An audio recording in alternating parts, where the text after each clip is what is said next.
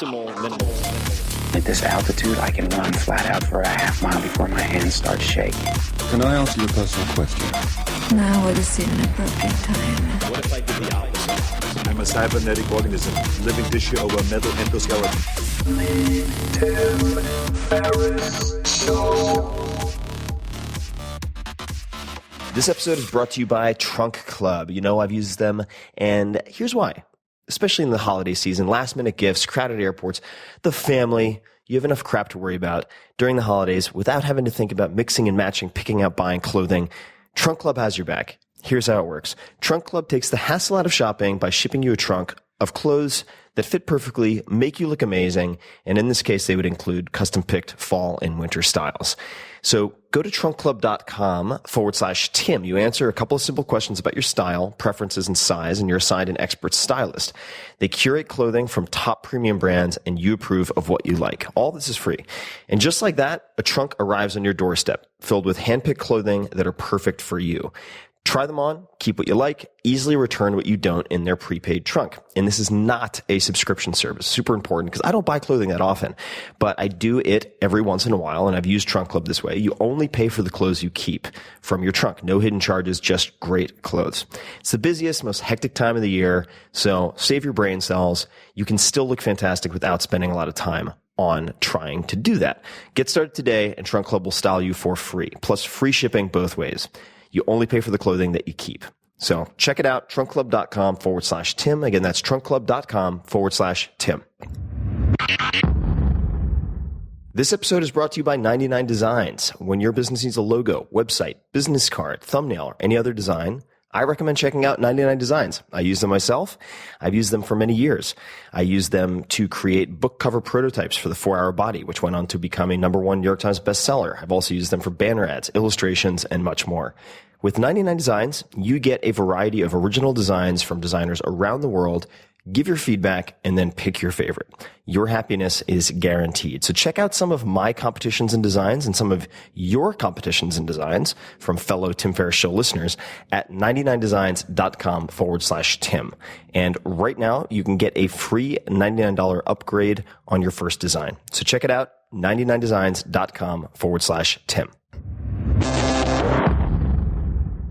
Hello, boys and girls. This is Tim Ferriss, and welcome to a very exciting episode of The Tim Ferriss Show. At least I hope it will be, because it was for me. Of course, every episode, it is my job to deconstruct world-class performers, whether they're in entertainment, military, chess, sports, or otherwise. How do they do what they do? What are their routines? What were their influences? Favorite books? What did they do for exercise? What is their favorite cereal, if it comes down to that, et cetera, et cetera. And this particular episode features Jamie Foxx. Jamie Foxx is the most consummate performer and entertainer I have ever met, and I've met a lot of people. He blew my mind. We spent 2.5 hours together in his studio at his home. He is an Academy Award-winning actor, Grammy Award-winning musician, and of course he cut his teeth as a famous stand-up and improv comedian. He can do it all.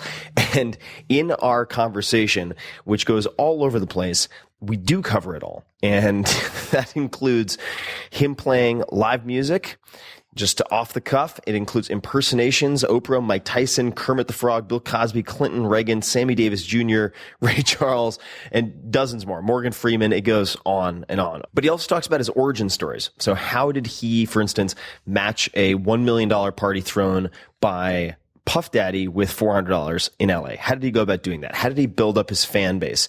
What was it like to bomb in the beginning?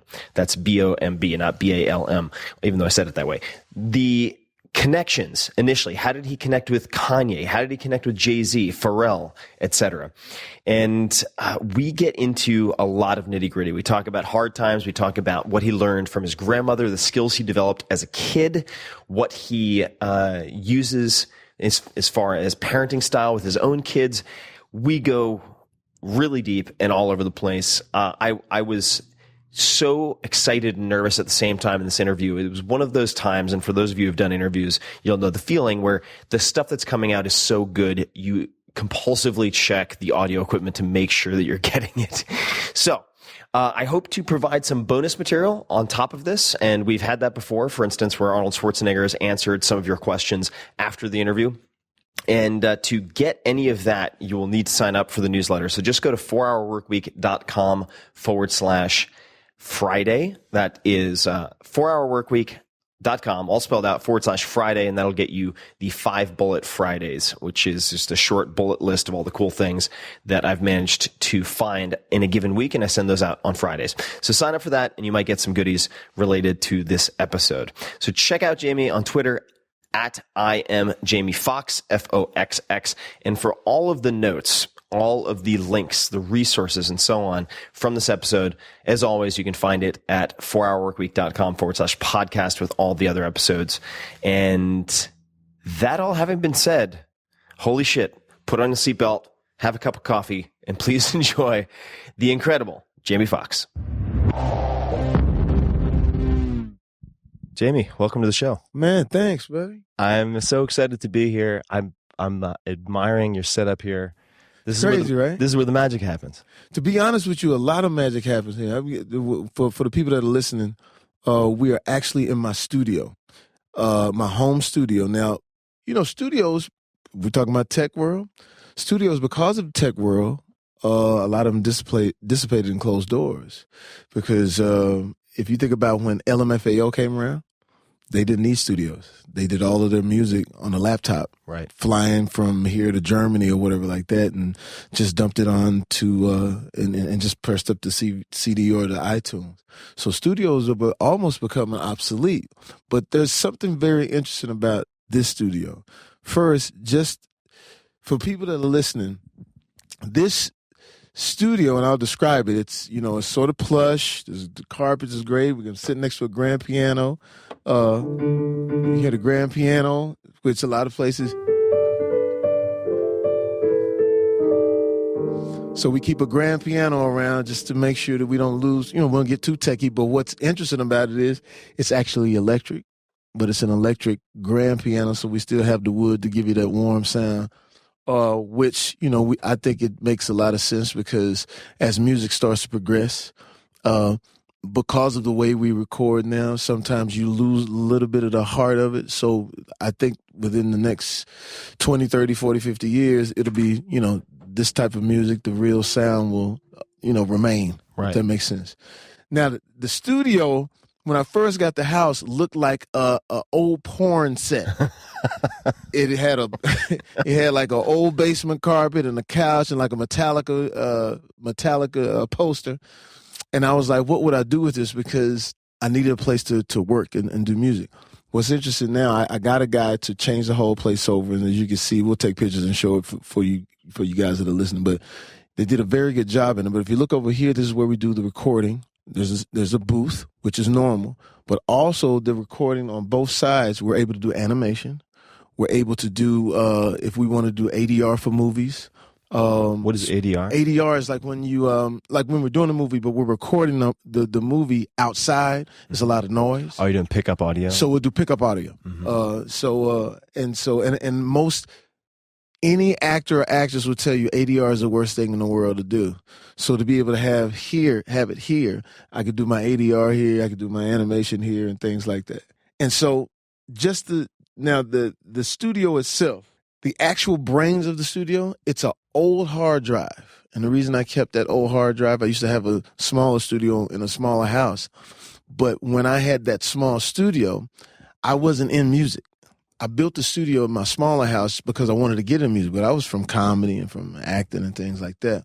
But what I would do is I would throw parties, and I would invite musical people over at the party. And when they would come over, like if I had Puff or Snoop or back at that time John B or Brian McKnight, I would say, hey man, I'm trying to get into music. Would you leave me some music in my studio? So people would leave me like 16 bars, 24 bars. Meaning they would record something while they were in the studio. They would record. We'd have the party going. I say, hey man, let's go in the back. While we're drinking and whatever like that, and go. And I say, hey man, just leave me a little something, because I was trying to get into to music. And then I met this kid named Breon Prescott, basketball. We played basketball and all this kind of stuff, pick up basketball games. And he said, hey man, why don't you ever do music? I said, man, I'm trying to get into that shit, man. I just don't know how to get into it. And then one day I throw this big party, and it was the party was crazy because, as I digress a little bit, I would follow Puffy Combs around back in the day when it was just like Puff and J-Lo and back at that time, no one could get into his parties, but the reason he would let me in because I would carry a camera with me everywhere I go. But it was back in the day, like, the big Canon cameras. Wait, he would let you in because you carried a camera? Yeah, because at that time, I wasn't Jamie Foxx. I was just Jamie Foxx. And so I couldn't get into all the parties because Puff was so big. Like, he come to L.A., we couldn't even get in our own clubs. Right. But I took a town car everywhere he went, jumped out of the town car one day and said, yo, Puff, can I record? Now, at that point, he didn't know you at all. He knew me. He knew me, the kid that was on In Living Color or whatever like that, but right. It wasn't elevated. Right. And plus, he was having parties that were like huge, like nobody's getting in. And so he saw me with the camera. He's like, yo, let him through. And it was back in the day, it was like the big Canon camera with the light, and I had to change the battery. It wasn't like how today you just got your phone in your pocket. No, I had production. But I would follow him around, and then one day we had this party in Philly that I recorded for him, and he said, yo, Money, you know how much this party costs? I said, what? He said, it costs $1 million for this party. I said, you paid $1 million for a party? He was like, yeah, that's how I told Puff, I challenged him. I said, I'll throw you a party at my house in L.A., which is way smaller than this situation, but I'll spend maybe $400, and it will rival this party. Not in the scale of it, but in the type of people that are there. And he was a little upset. Puff is he always likes to win. He's a competitive guy. He's a competitive guy. He said, yo, you must out your motherfucking mind, Playboy. You better understand the essence of this part. And I was like, all right, I get it. And he actually came to L.A. a few weeks later. And it was a Saturday. He said, yo, Playboy, make that shit happen. So he calls me like 9 in the morning, right? For that night? In the morning. He just said, for the same day. For the day. I said, no problem. So I go into my cell phones. I have a list of people that since I first came to LA, the way I got into knowing everybody. I was the first social media guy without social media. Mm-hmm. I would go do a stand-up comedy routine at a club. If they liked the routine, I had cue cards back in the day and would have people sign cue cards, sign their name. Did you like the set? Give me your pager number. I will text you and let you know where I would be from time to time. Yeah, I wish so they were like index cards. So index cards. So a box, and I had these. You gotta get rid of this fly, man. Stop it for a second. All right, so we're picking back up. We took a fly break. Yeah, so it was I just have to admire this because the studio is, what would you say, maybe like 30 by 15 feet on the floor and then another 15 feet tall. And you said, I'm going to stop and get this fly. Yeah, I saw the fly. Assaulted my man. This is a lot of space. So, yeah. And it took you about 7 seconds to track this fly down and kill it. I was very impressed. We got to get shit done in here. We don't have time. So the cue cards. So I would get cue cards. And like I said, I would send it. I had a list of about 800 people. I had 600 women because women at that time, this is like around 90, 91, women at that time loved to go to comedy clubs. So it was all the pretty girls because pretty girls like to laugh, and about 8, 9 girls together. And Jamie, you're so crazy. I'll find it, whatever. And so I had 800 signatures, 200 guys because they wanted to be where the girls were. So I would take that list and also say, okay, well, now I'm having a party here, whatever, if you want to come by. So that same list, along with the other people that I met as I started to grow in the business, I text and said, I'm throwing a party for Puff. And this one Puff had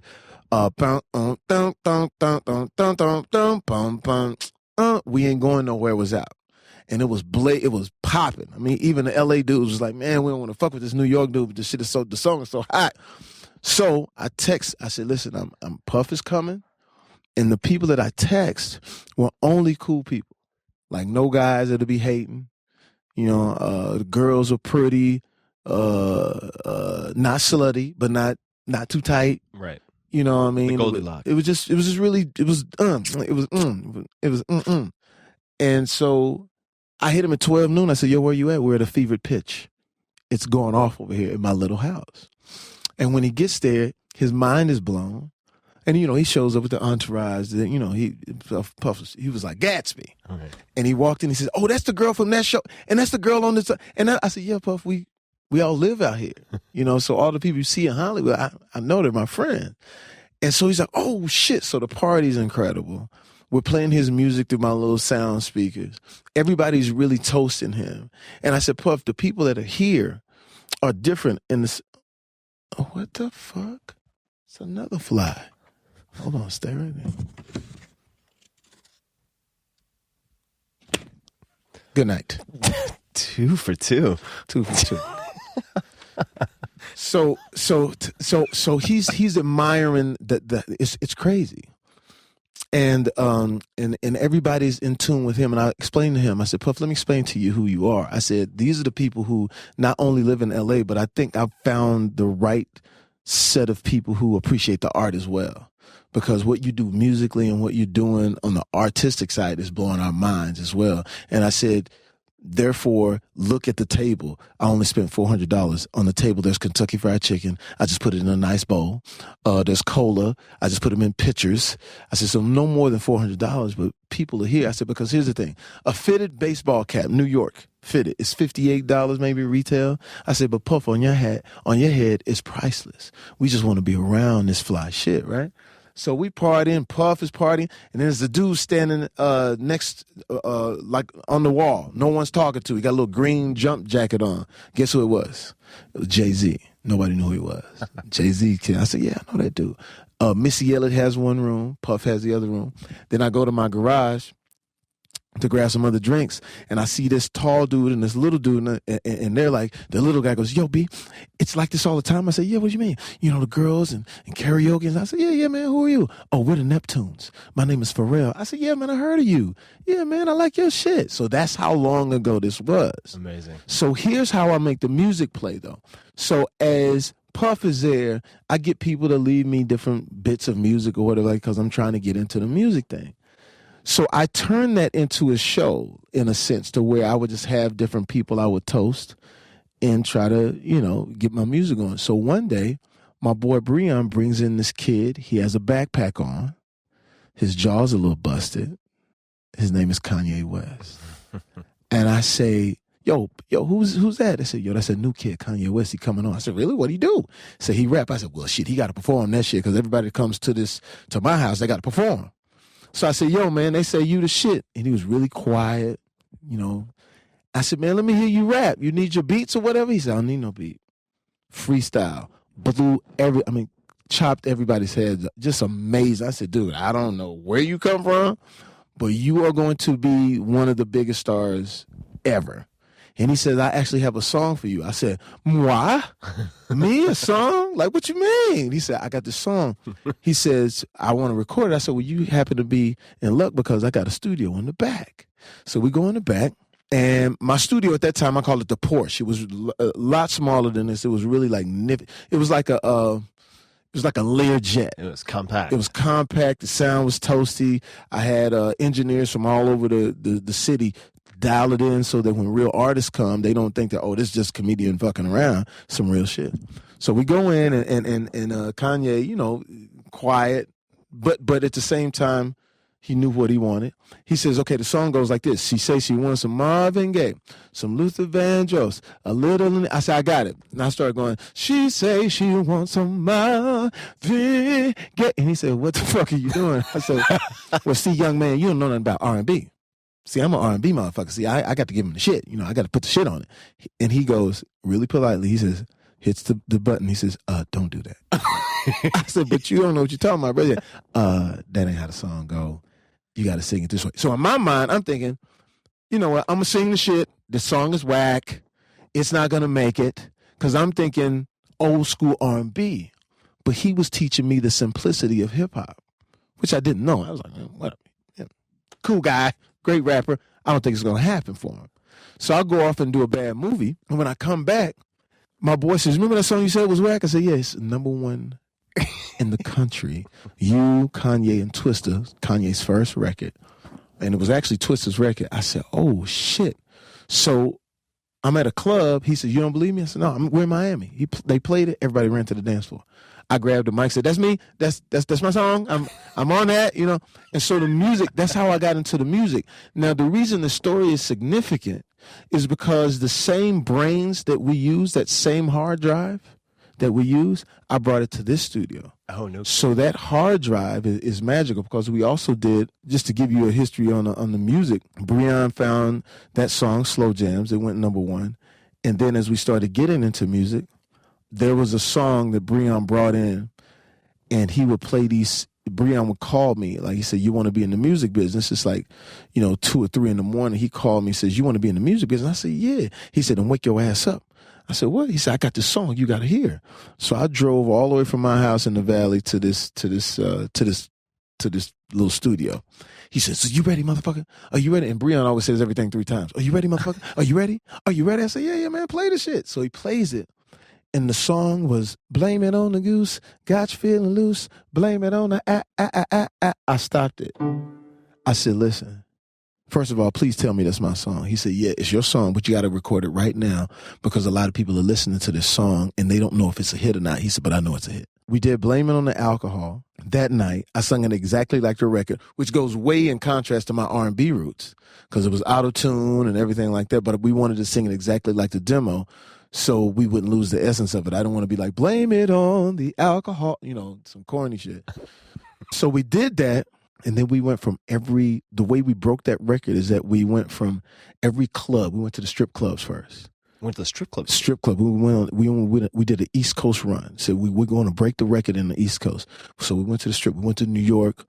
My man Peckus took us around, and I would go into the club and use my comedic vernacular to get the song off. I said, fellas, you ever been at the club, you meet a girl, you've been drinking, you think she looked like Halle Berry, you get her back home, she looks like Halle Scary, you know what you got to do? Blame it on the goose, got you feeling loose, blame it on the Stop the record. Ladies, you ever meet a guy, you get back to the house with him and you've been drinking too much and you say, I usually don't do this, but you do it anyway. You got to blame it on the So we took that and we went all the way down from New York all the way down to Miami. This is like 2008. And then the song took off. And so, long story longer, Blame It on the Alcohol was done here. Slow Jams was done here. So this studio has that essence to it that you don't throw that away. And just the building itself, Natasha Bedingfield's been here. She's cut. Kelly Rowland's been here. She's cut. The Game has been here. He's cut right here on this floor. And I'm showing this for you guys listening. I'm pointing to the floor, to the carpet. A young man by the name of Ed Sheeran slept on this carpet for like 6 weeks, trying to get his music career going. He came over from London. He heard about a live show that I do in L.A. So I really want to do your live show if it's possible, because I have some music that I love. And here this kid with this red hair. I'm like, man, you do my live show? And it's mostly black, you know what I'm saying? But it's really like music people, like really hardcore music people. They're very finicky. People that have played for Stevie Wonder. People will come there I had Miranda Lambert one night. I had Stevie Wonder on stage. I had Babyface. I said, so this is the real shit you talking about. You can come here. I don't care about the London and the accent. You got to really come with it. So I think I'll be okay. I was all right. So I take it to my live night, 800 people there. People's playing, black folks sweating and just getting it. You know what I'm saying? I mean, people singing and, they would tear American Idol up, and these people haven't necessarily made it. So all of a sudden, Ed Sheeran gets up with a ukulele, walks out onto the stage. And the brother that was next to me was like, yo, Fox, man, who the fuck is this dude right here, man, with the red hair and shit and the fucking ukulele? I said, man, his name is Ed Sheeran. Let's see what he does. Within 12 minutes, he got a standing ovation. Wow. From that crowd. And I said, bro, you're on your way. So this studio has, like I said, a lot of history, and it has that magic to it as well. The mojo. Yeah. Now, you mentioned getting into music.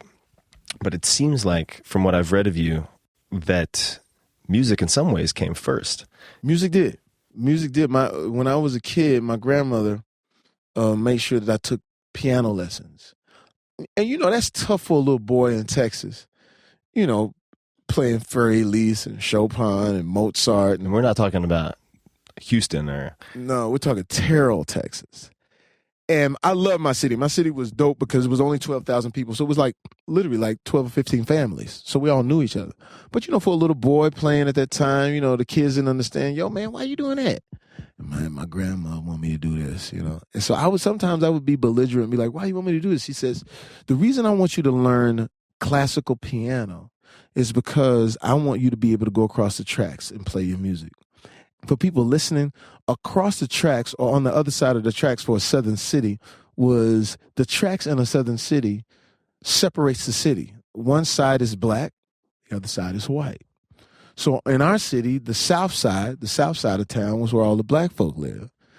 The north side of town was where the white folks lived. So she says, I want you to be able to go on the white side of town and play classical music. So she taught me how to play classical piano. A lady by the name of Lanita Hodge taught me how to play classical piano. And I literally would go on the other side of the tracks and, and start playing for like wine and cheese parties and things like that. But my grandmother took it a step further too, because she was able to see the future. Here's a lady with an 8th grade education. She had her own business for 30 years. She had her own nursery school business. She says, when I say across the tracks, I don't just mean in Terrell and those people over there. I mean the metaphoric, like across the track, like meaning everywhere in the world. So she said, because music connects you to the whole world. So in doing that, I would connect with people on the other side of the tracks who, in a southern city. And Terrell, we were a little behind the curve when it came to race relations. Let's just say it that way without, I don't want to demonize my hometown, but there was that, who's the little black kid? And my grandmother would be like, don't, play. Do your thing. And when I would play, a lot of that broke up. I remember even like being armed with just my music in sort of that racial setting that sometimes. Like there was a time when there was a Christmas party. Were these paid gigs? Yeah, I get like $10, $15. You know what I'm saying? At that time it was a lot of money. And I played for the church. So playing for the church, I would make like $75 a week. So if you count that up, that's like $300 a month. That's real money. That's real money at 13, 14. My grandmother would take the money though and put it, and give me this money. So grandma, what you doing with my money? Shit, you ain't paying no rent. You ain't give me this money. So, but I remember at that time being armed with just my music, and there was a Christmas party that I was supposed to play for. Myself and my best friend who was 17, I was 16 at the time. And so here was a little bit of the racial misunderstandings, shall we say. I went to play for the guys Christmas time. Maybe it's like December 17th. And we show up. It's 2 little black kids on the white side of town. And when he opens his door and he sees these 2 little black kids on, he says, what's going on here? I said, well, I'm here to play for your Christmas party, sir. Then why are 2 of you here at the same time? I said, well, I don't have a license. He drove me. Is there a problem? Yeah, there's a problem. I can't have 2 niggers in my house at the same time. And I was like, well, and I've been sort of used to the racial misunderstandings. And I said, well, is there any way he could wait outside or wait? And he can't wait on the street. It starts at 6:30. Now you got to make your mind up now. So I told my boy, I said, let's just come get me at 8:30, which was pretty late, for kids at that time, So I go in. He says, where's your tuxedo? I said, well, he didn't tell me to have a tuxedo. So we go into this room, which looks like a bedroom. And I'm looking like, why the fuck does he have clothes hanging up in his bedroom? But it was a walk-in closet. I never seen no shit like that. I was like, oh, man, we can make a split-level condo out of this shit. So he gives me a Brooks Brothers jacket that had the patches on the elbows. I'm like, oh, shit, highfalutin. So now I'm really playing. I'm getting. But as I'm playing, they were doing, the grown-ups there were doing racially misunderstanding jokes. I'll say it like that. And my grandmother taught me something at that time. She said, when you're in a setting like that, there's a word I want you to remember. It's called furniture. I said, what's that? She said, you're part of the furniture. So you don't comment on what's being said. You play. That's what you're there for. And you let these people enjoy their. And the lady of the house felt bad. She said, I just want to apologize to you for what they're saying. I said, no problem. She said, can you sing something for us? And I was like, sure, I could sing something for us. And this was the song that I sung. Chestnuts roasting on an open fire,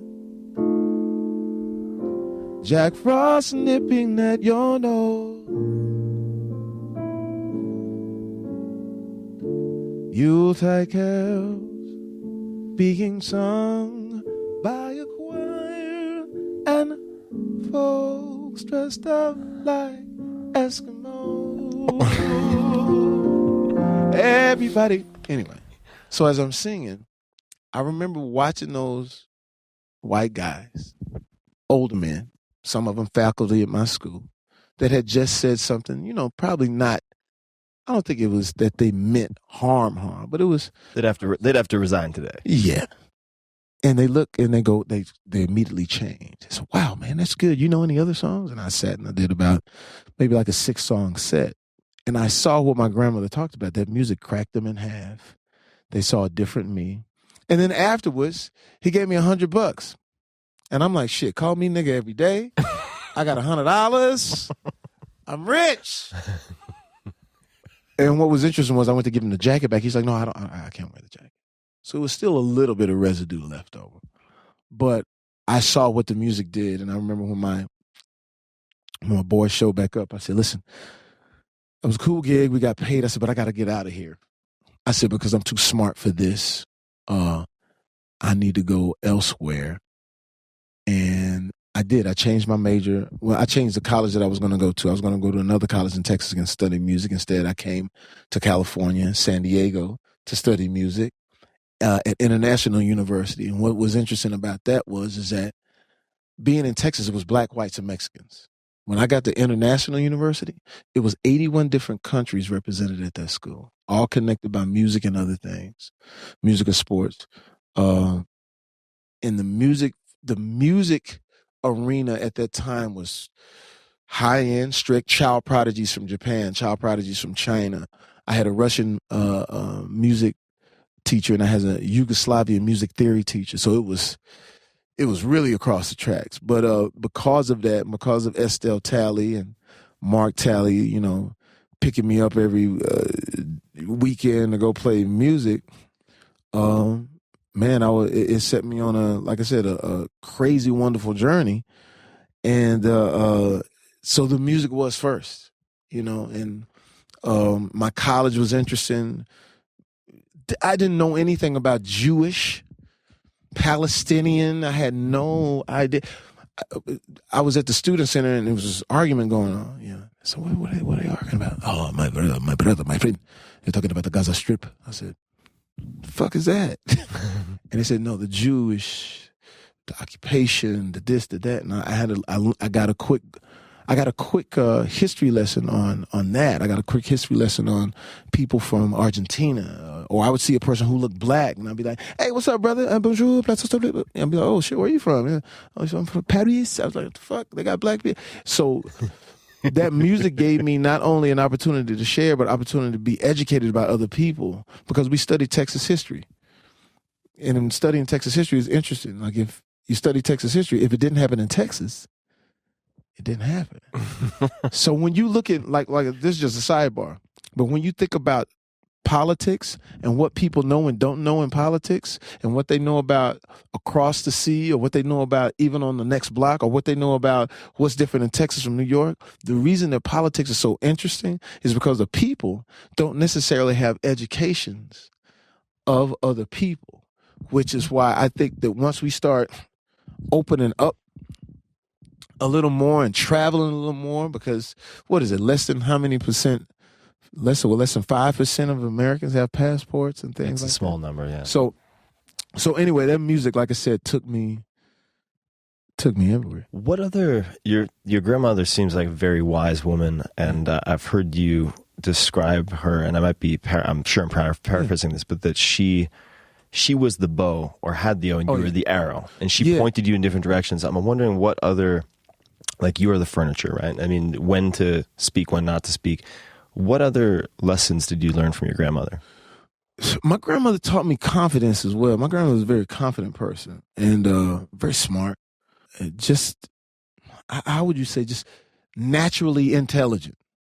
She was a Taurus. You know what I'm saying? Natural. It's like, it wasn't something that was super educated or anything like that. But she just had I'll give you a hint of my grandmother. I'm 10 years old, maybe. I think I'm in the 5th grade, 76, President Carter. The preacher started preaching about homosexuality.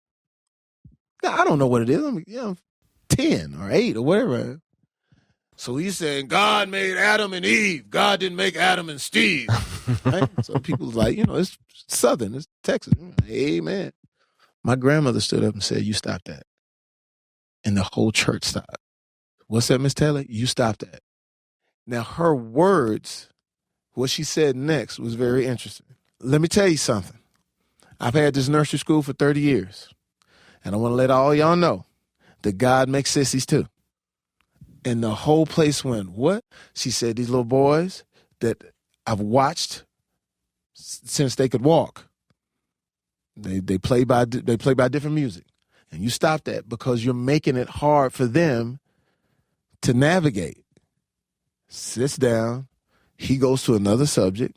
Eventually, he leaves the church. But I found that very interesting. At that time, I didn't know what that meant until I got to be about 18. I was like, Granny, what was you talking about? She says, yeah, it's true. She says, I've had this nursery school. I see the difference in the kids. And so, therefore, I would have these kids come to me after they graduated from high school, gone to college, or tried to have a family, although they were living with this. So she was the type of woman who had natural intelligence. I said, well, Granny, what does it say about religion? Doesn't it say that it's wrong? Being a kid from Texas, it's a natural question. She says, when I think about it, she said, you have to open up the umbrella of religion. I said, what do you mean? She said, if you only open up the umbrella halfway, only a few people can stand under it. She said, you have to open the umbrella all the way through so God's children can stand on it, because no one here did not get made by anybody else or anything else but God. So that was my grandmother, It seems very, the move in church, man, that's a very bold move, very courageous move. Very bold. But my grandmother raised those people in church. See, I was adopted, at 7 months, so she was much older. So all of the kids that were there, and it was, like I said, it was only a few families that lived in Terrell. So all of the kids that grew up, or all of the grown-ups that were there, she was the matriarch. She because during the year it was a school, you know what I'm saying. But then during the summer, you drop your kids off at my grandmother's house and just let them keep them. So she was very powerful in that sense. And then when I did finally make it, it was wonderful to tell my grandmother, come live with me. So my grandmother was living with me. So we go to the clubs. My grandmother was like, she had to be 83 at the time. We go to the clubs, we hang out, you know what I'm saying? This is in L.A.? This is in L.A. I had a little apartment, split-level condo. Remember when that was hype? The split-level condo. So I had a loft. Oh, yeah, Ricardo, he's only 19. He doesn't know what I'm talking about. But I had a loft, and we were living in that loft, and then we eventually rented a house, and me and my I didn't know I was a mama's boy. Like, we go to the parties, come back, we have an after party at the crib, and then one of my homies came and said, yo, Fox, it's an older lady out here in the front room. I said, yeah, that's my grandmother. What's up? Yeah, is it cool? I said, yeah. And then you hear a bottle of champagne pop. What we doing?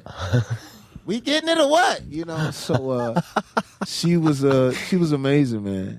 And so, my grandmother, we party, hang, have a good time. She was 83 years old. And then the big thing was, like, Granny, it's Christmas time. Why don't we do something we ain't never done? Your son making a little money. Why don't we go to Hawaii for Christmas? Because I got some friends from Hawaii. Well, let's get it going. Gas up the plane, right? So we fly to Hawaii one year, and it was just amazing to be able to show my grandmother another side of the world. It even made the papers in Terrell, Texas. Estelle Talley on her way to Hawaii, And I remember, and just a fun time. I remember we're having a good time. We're going everywhere. And she had a boyfriend at the same time. It was 83 too. And he was on the, he was on the land side. And so it's like December 23rd, and we called her boyfriend just so they could talk. So she's on the phone. Mm-hmm. Yeah, having a good time.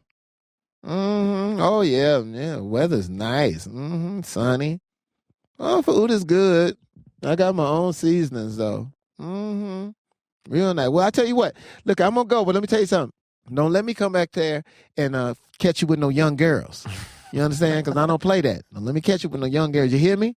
So she hangs up. It's like 3 or 4 families there. We're having like a little Christmas party. And we all go, Granny, what? When you said the young girls, what are you talking about? 60, 65. I don't want to mess with no 65. She said, shit, I'm 83. So I can't have no 65-year-old woman all in my shit. So she was just a great person, tough girl.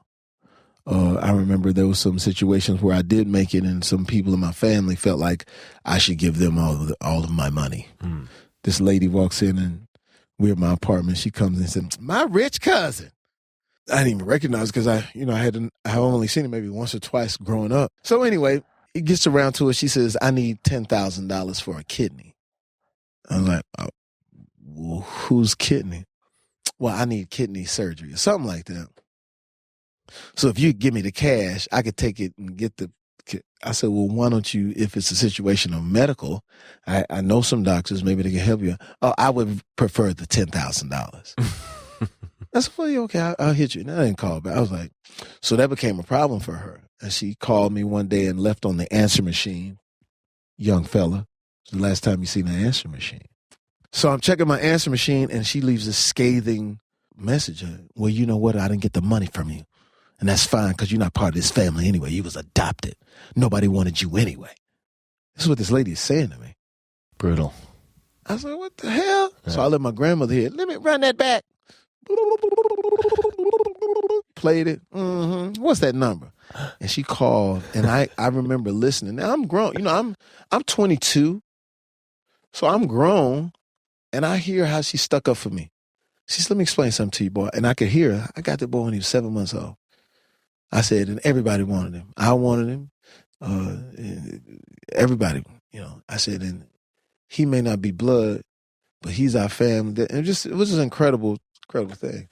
My grandmother was absolutely amazing. I think you need people like that. And when you talk about that bow, that's my reference to raising kids. And I got my own kids now, is that when you raise your kids, you are the bow and arrow. You're the bow, they're the arrow, and you just try to aim them in the best direction that you can, and hopefully your aim isn't too off. And that's what she did for me. And then, she watched my whole career all the way up until getting nominated for an Oscar, where all of the things that she taught me came into play. When we did Ray Charles, that was an opportunity to play the piano, to be funny, to do an impersonation, and all these things is what my grandmother championed. So when we embarked upon that film, I was like, oh man, Granny was right. This is taking me on the other side of the tracks. And when we got in, even when I got a chance to meet Ray Charles, which, that's my grandmother's era, and she didn't get a chance to meet him because at the time she was, she couldn't move, bedridden a little bit. But being around older people, I understood that muscle too, because I was always the young kid with the old parents. So meeting Ray Charles was like seeing my grandfather or seeing one of my uncles. And when I met Ray, and we were trying to do Ray Charles, the movie, and Taylor Hackford, who was the director, and he said, I've been wanting to do this movie for 25 years. I'm glad you came along because it's the right time. And I remember meeting Ray Charles, walking down his studio, clean, looked like almost like he could see, And I said, Mr. Charles, I'm just trying to do the best I can to do your movie, your biop. He said, hey, you know what? Look, if you could play the blues, man, shit, you could do anything, man. I said, what do you mean? He said, hey, can you play the blues? Shit, that's what I'm asking. I said, well, I guess so. Then come on. And we go and we sit down, and all of the hard work that my grandmother put in, all of the days my grandfather drove me to piano lessons. Here I am sitting with a legend, and we were like, and I was like playing the blues with Ray Charles.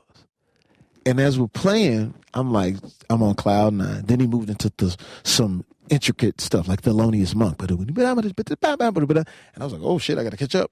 And I hit a wrong note. And he stopped because his ears are very sensitive. Hey, now why the hell would you do that? I said, what is that? Hey, why you hit the note like that? That's a wrong note, man. Shit. I said, well, I'm sorry, Mr. Charles. I just said, he said, hey, let me tell you something, buddy. The notes are right underneath your fingers, baby. You just got to take the time out to play the right notes. That's life. So that was a lesson, that the notes are right underneath your fingers. So metaphorically. So now you got to cross the tracks. that someone like Estelle Talley teaches you. Then you got Ray Charles explaining, now that you're across the tracks, what notes are you going to play? And so now we go on and we do that movie, which we didn't know what we were doing. We didn't know that it was going to be like that. It wasn't a studio film. It was independent. And, doing the process of the movie was interesting, of my background being from Terrell, knowing how to mimic, but I needed to know how to do Ray Charles, like the young Ray Charles. So I got in touch with Quincy Jones. And for all of you young ones out there listening, make sure you Google Quincy Jones and Ray Charles. And the reason why you should do that is because they were the building blocks of our music today, which started in Seattle, Washington, which was interesting. Seattle at that time was a big hub for jazz music, jazz musicians, and that's where Ray Charles migrated to, running into a young Quincy Jones. Ray Charles actually taught Quincy Jones everything he knows about music. Who is Quincy Jones for you young ones listening? Quincy Jones was the one who he was the band director for Frank Sinatra. All of those guys, the Rat Pack, all of those guys, he was the band leader. When I met Quincy Jones, he talks about that. Yeah, man, shit, man, music, man. These young cats don't know music anymore, man. Shit, they'd play in the key of Q if they would, man. Shit, man, when I played Baby Frankie, baby, I said, Mr. Jones, who's Frankie? Man, shit, Frank Sinatra, man. Shit, I was young, man. The band leader, we were playing in Monaco, man. We didn't even have time to rehearse, baby. We're just there playing, waiting on fucking Frank to come in. I said, what do you mean? He says, we had to play this show in Monaco. Frank had never met me, knew that I was this young kid who was great with the music. I become the band leader. We don't get a chance to rehearse. Monaco, where there's billionaires and millionaires in the audience waiting on this incredible show. And he says, we're just vamping, man. Shit. And Frank doesn't even come out on the stage. He comes through the audience, man. Shit, talking and shit. I'm like, man, I'm nervous as hell. And then Frank got up. He said he sung. The band was tight. And Frank Sinatra knighted him, like gave him a ring that was like, pretty significant, if you know what I mean. And if you guys Google Frank Sinatra, you'll understand what I mean about the La Cosa Nostra. And so here I am now talking to Quincy Jones. And he's telling me about Ray Charles. He says, yeah, man, Ray taught me everything, man. Shit, man, he taught me how to dress. We were wearing zoot suits and shit, man. He had nice suits, tailor-made. And I said, why did he have nice suits? Shit, man, he was always around women, man. And women would tell him, man, those zoot suits are ugly, because he couldn't see. So the women was telling him how to dress. And I said, well, Mr. Jones, I'm trying to figure out how to do Ray Charles, but I need the young Ray Charles, right? And he says, well, man, shit, let me look. And he gives me a cassette tape.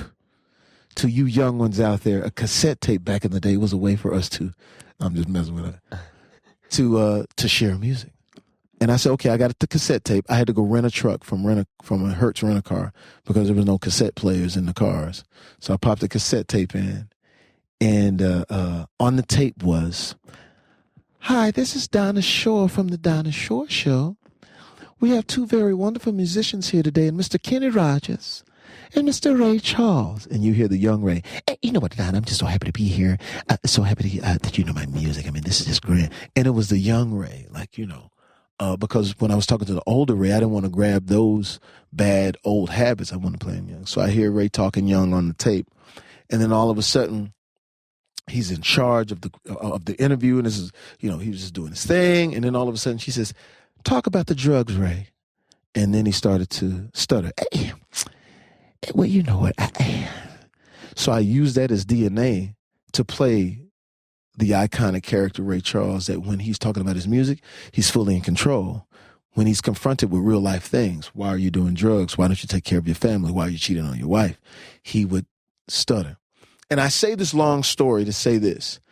After the success of Ray Charles, after being nominated for an Oscar, my grandmother got a chance to witness all of that. She got a chance to see the bearing of the fruits of her labor for her young kid coming from that racially misunderstood town, which I love and wouldn't change anything in the world when it comes to Terrell, Texas. Her saying, get across the tracks. We've now gone across the tracks. We've gone all over the world, and then here we are.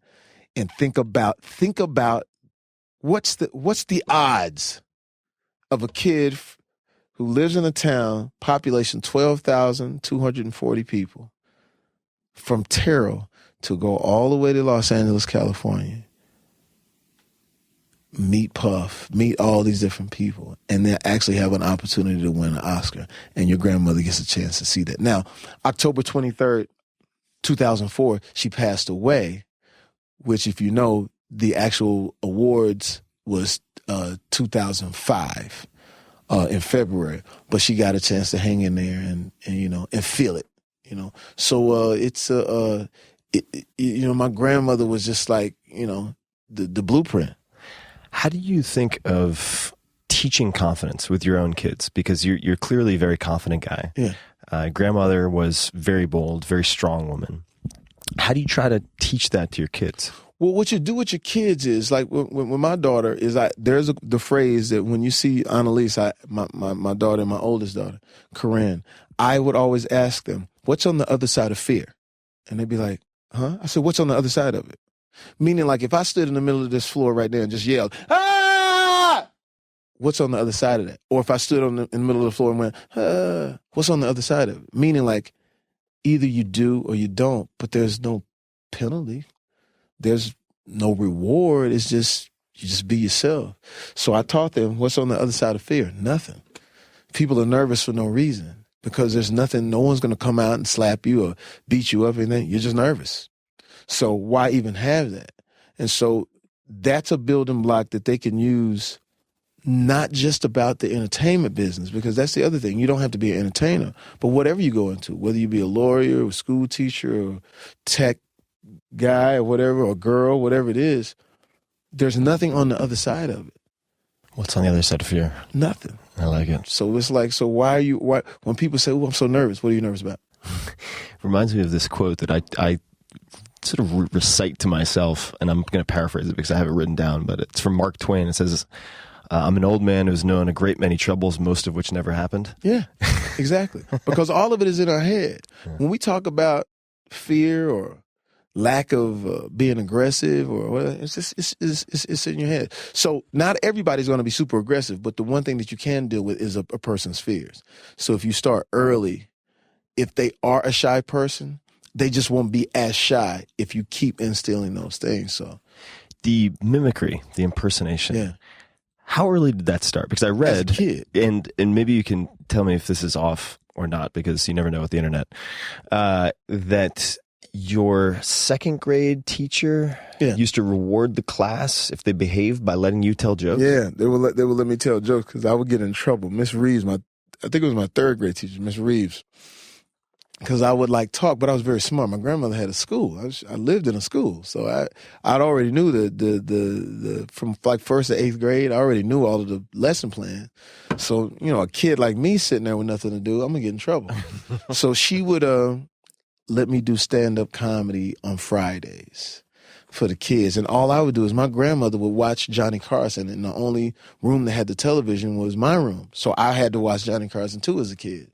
So 9 years old, 7, 8, 9 years old, I would just take the jokes that were being told by David Brenner and Steve Allen and a young David Letterman.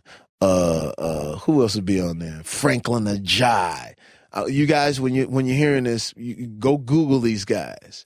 A young Jay Leno. These were sort of Richard Pryor. What? So I would take those jokes and tell them at school because those kids wouldn't watch. Please tell me you used Richard Pryor on Fridays. Well, I guess it was on prime time, so it wasn't Richard Pryor. Richard Pryor on prime time, he couldn't really say anything on prime time. He was clean, but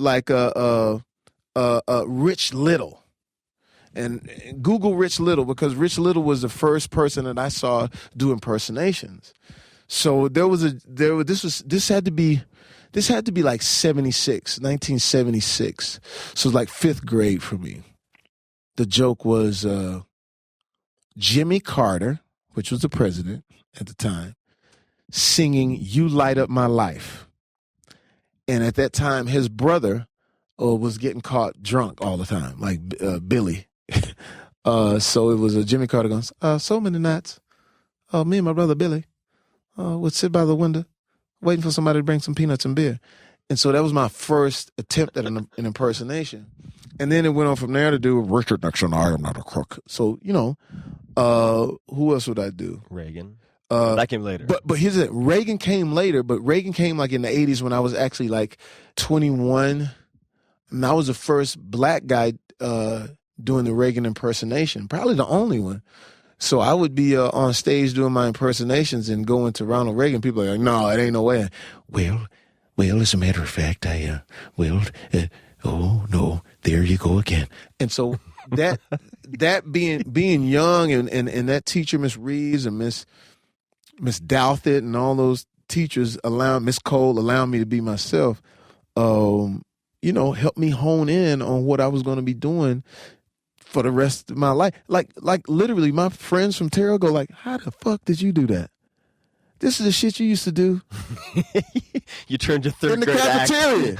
Right, it was literally the same shit. I'd be like, wow, millions of people are watching this shit. And it's the same thing. And then, as people came up, the impersonation, like now Cosby is back in. To do the Cosby impersonation is back in. Don't know how I'm gonna do it, but there's definitely a Cosby joke somewhere. I don't know where but I used to do Cosby because of the people and the Jello pudding and the filth and the flying and the farm, which Eddie Murphy did. But people didn't know like Cosby's real speaking voice is not like that. What's the speaking voice like? His speaking voice was different because I remember I got in trouble with Mr. Cosby because he felt that the movie Booty Call was not cool. And he said some things in the press about us, and I was like a young comedian, like, damn, man, I'm just trying to work, But his speaking voice when he was on the phone, well, see, the thing is that when you do something like booty call, what is a booty call? See, why are you calling the booty? Whatever. But it was so, it wasn't because, and then you find out that was your stick. Yeah. Because the kid and the child and the people and the farm, So I know that will come up.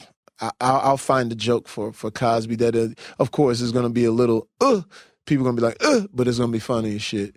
And now, who's now Doc Rivers from the Clippers. Hey, we're going to try. It's not Blake's fault. Next year we got to do better. So I'm working on like the new impersonations now. And so and the way you do an impersonation is usually about, it's musical. Like, say Kermit the Frog, right?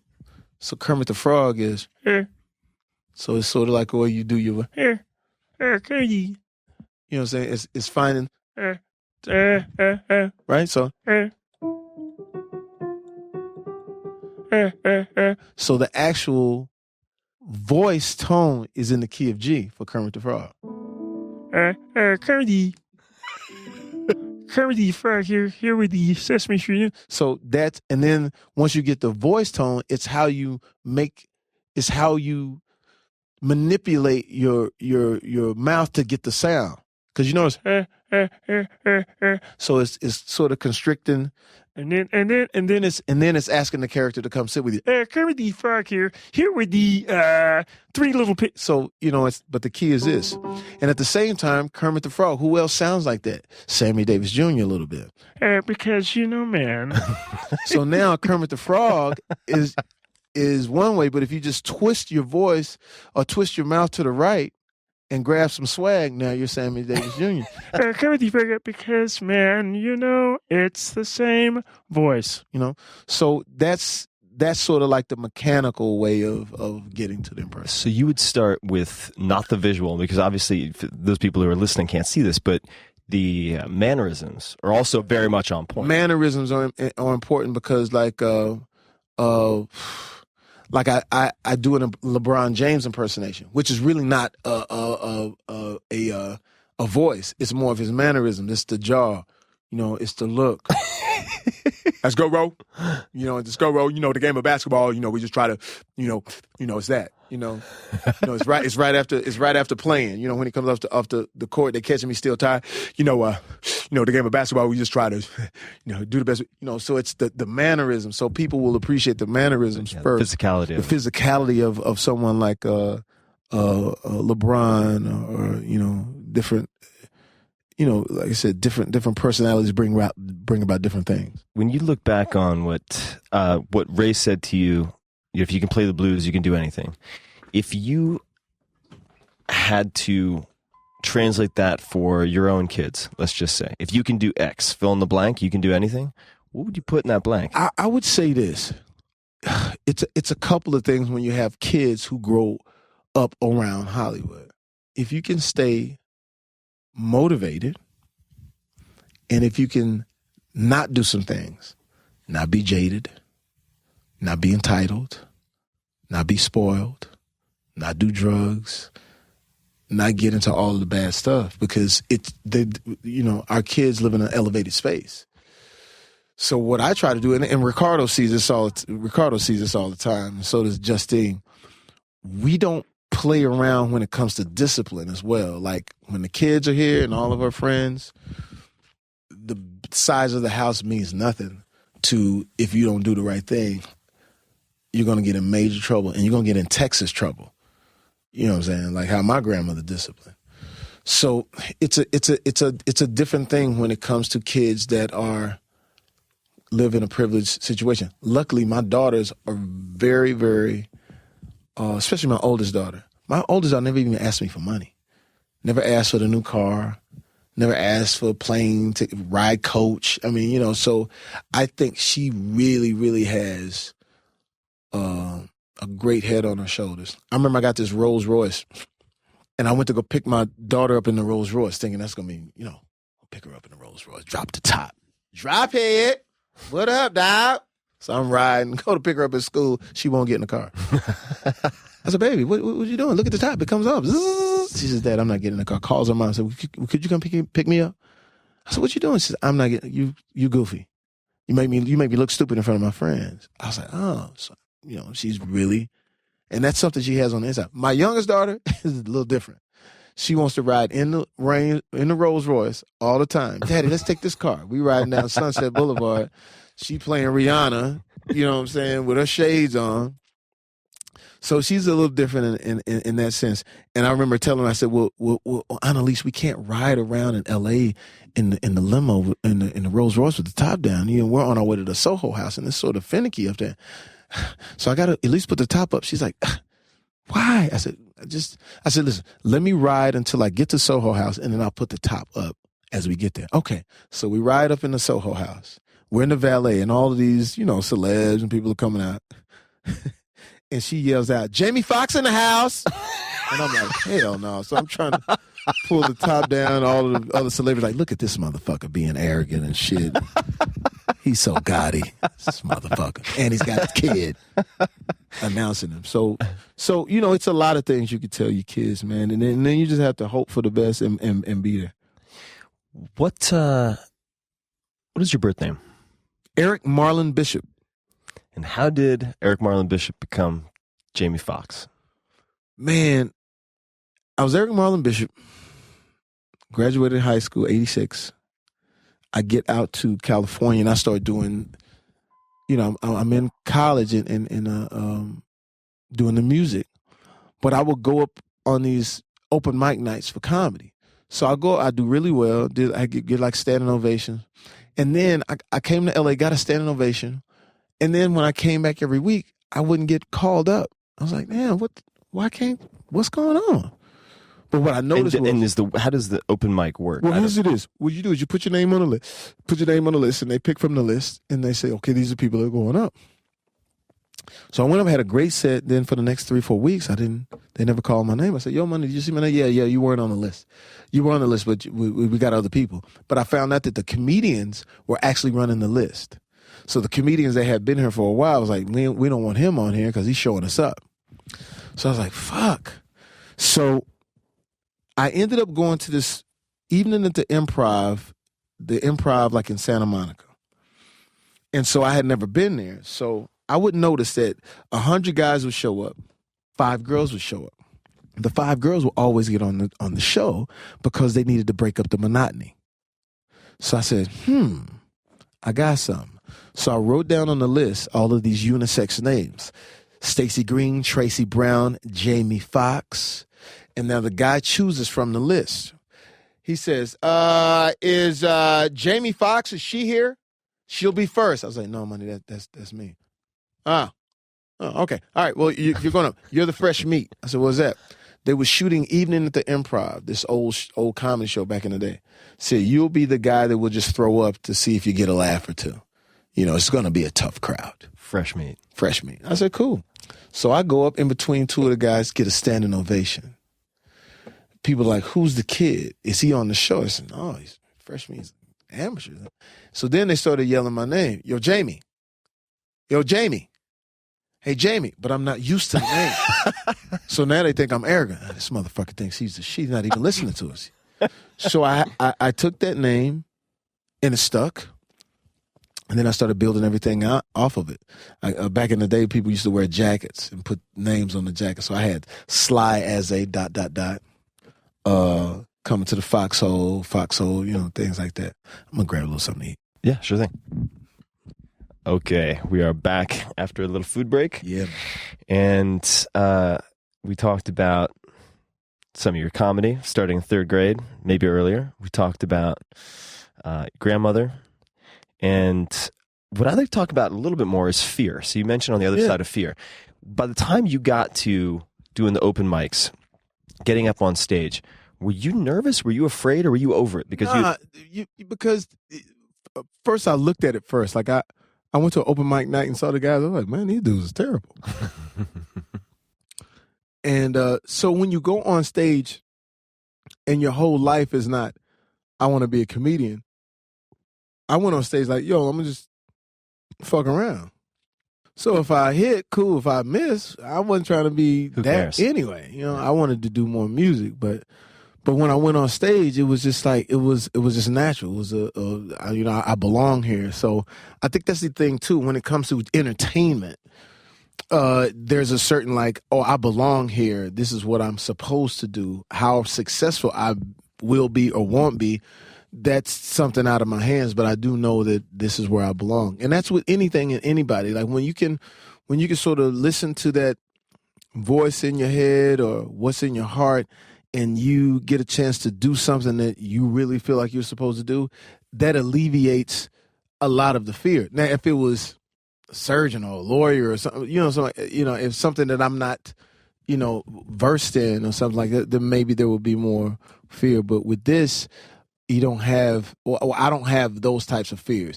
And as I've gotten older in the business, I've sort of simplified things. Like now I just execute.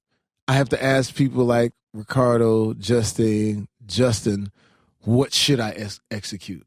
So the fear of a celebrity or an artist now is, how do I get my art off in a world where it's the social media driven sort of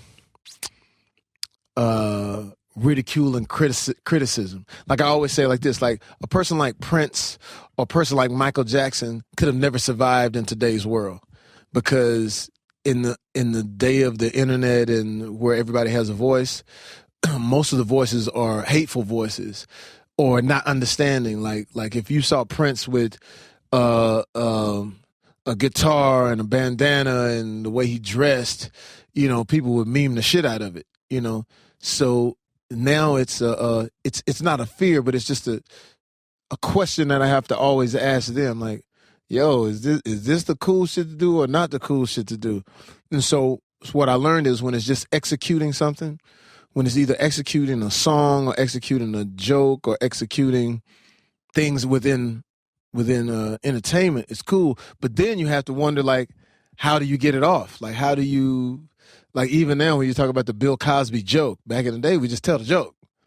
Now you got to be like, okay, I got to tell the joke in a way that is still funny. It still keeps the bite on it. But, so those are the different, like, for me as a entertainer where there's not fear, it's just like, questions. Does that make sense? Makes sense. No, it does make sense. The considerations. When you have you bombed on stage before? Oh yeah. Okay, so what's two things? What do you when you are bombing? Yeah. What is your internal dialogue or response? And then secondly, internal dialogue is, boy, you stink. Boy, you bombing. I bombed, and it wasn't a lot. I only bombed like twice. Do you remember your first? Yeah. I did this show for this guy named Lattimore, old blues singer. I'm 21. What was his name? Lattimore. Lattimore. Sounds like Voldemort. Yeah, Lattimore. Lattimore. So this guy saw me at this other club and said, hey, man, Lattimore's performing around the corner. Man, won't you come and open him? I said, whatever. I said, how much you paid? He said, pay $50. I said, I'm there. $50, I need it. So this is like 89, 90. So I get there, and I don't know who Lattimore is. I just know it's a lot of older people. I'm like, oh, shit. Where are the people at? These other people. So I go up, and the setting was different. It was like the chairs and stuff were way in the back. It was like a banquet setting. And it's in the middle of the hood, Crenshaw. And like the tables are like from here to where like 20 feet away, 30 feet away from me. So I don't have that. And you didn't have that proximity. And I hadn't been doing stand-up comedy that long. I'd only been doing it for like a year. So I had, if I'm funny, I got an hour. If I'm not funny, it's about 10 minutes worth of shit, because I would just take a joke and just keep spinning it. So my first joke, they didn't get. Second joke, they didn't get. I said, shit, I'm damn near all the jokes. So I said, well, let me do this before I do anything. Let me just talk about people in the audience. So I looked, and I saw this guy with this sort of suit on with a butterfly collar. I'm like, oh, shit, I'm going to talk about him with the butterfly collar. But before I could say that, I looked around. Everybody has a butterfly collar. This is what they really want to look like. And so I just said, hey, man, I don't know what else y'all want. And pretty soon Lattimore is going to come up. You guys ready for Lattimore? And I just started doing that. So I'm going to take a break. So I get off stage, and the dude that was washing the dishes takes his apron off and goes, man, I got it. Grabs the mic. How y'all feel? And he started doing these old stock jokes. Kills. And so I said, okay, now I know what it is. You got to have jokes that are appropriate for your audience. So I learned on how to tell jokes for everybody, because at first my jokes was geared towards women. It was singing and that. So what I started doing from that day on, I would go to like Des Moines, Iowa, Davenport, Iowa, Boise, Idaho, where it's all white, Gunnison, Colorado, all white. And I would go do like 40 minutes of all black material to see what they understood, what they didn't understand. So if I go to these all white places, and if they understood 15 minutes, I log that 15 minutes. I can go to any place where it's just all white. And you would determine if they understood it by the laughs. Huh? You would determine if they understood it by the laughs. I would ask, y'all know who this is? And so I would tell the joke. If 15 minutes, they understood it, I can go to any place in the world that's all white and they get it. Then I would go to my chocolate city, Chicago, D.C., Florida, and do all of my political highbrow stuff and see what the black folks understood. Man, what the fuck are you talking about, dog? Now they understood 15 minutes. Now I got 15 to 30 minutes to 45 minutes that wherever I go, no matter what age, they'll understand. No matter what gender, no matter what race, they'll understand this 45 minutes. So I had to learn how to use the formula in order for you to be funny. And then once you got your comedy license, once you've been seen by enough people in the highest way, like if you look at the arc of a Kevin Hart, like Kevin Hart takes that arc, takes the same formula. I'm not for sure how he put it in his mind, but he's doing the same thing, to where he's going to all of these places all over the world, implementing his comedy. And if they get it, he's gathering all of that, so that now when people see Kevin Hart, no matter where in the world, they're gonna laugh. So it's the becoming a great comedian is also having that formula going on in your head, because if you if you paint yourself into a corner, like you're only the black comedian or you're only the Hispanic comedian or whatever that is, then it's hard for you to become universal. I mean, Eddie Murphy was great. He had an opportunity through Saturday Night Live to get it to everybody, but it's definitely a formula to not bomb it. So what would you say to yourself? So that was the first bomb. You mentioned 2. Yeah. What was the second? The second one. And if it's hard to recall, the follow-up question is going to be, what is the post-game analysis when you step off the stage after bombing, say, the second time? Well, you gotta. When I bombed the second time was way later in my career when I'm working out jokes, but I don't like to work out jokes and tell people I'm working out. I like to actually do a show, come and do the show. Right. So we're in I think it was Irvine. So you don't tell people you're working on it? No. I think that's cheating, and I think you get bad habits. So I do a show in Irvine, California. First show I killed.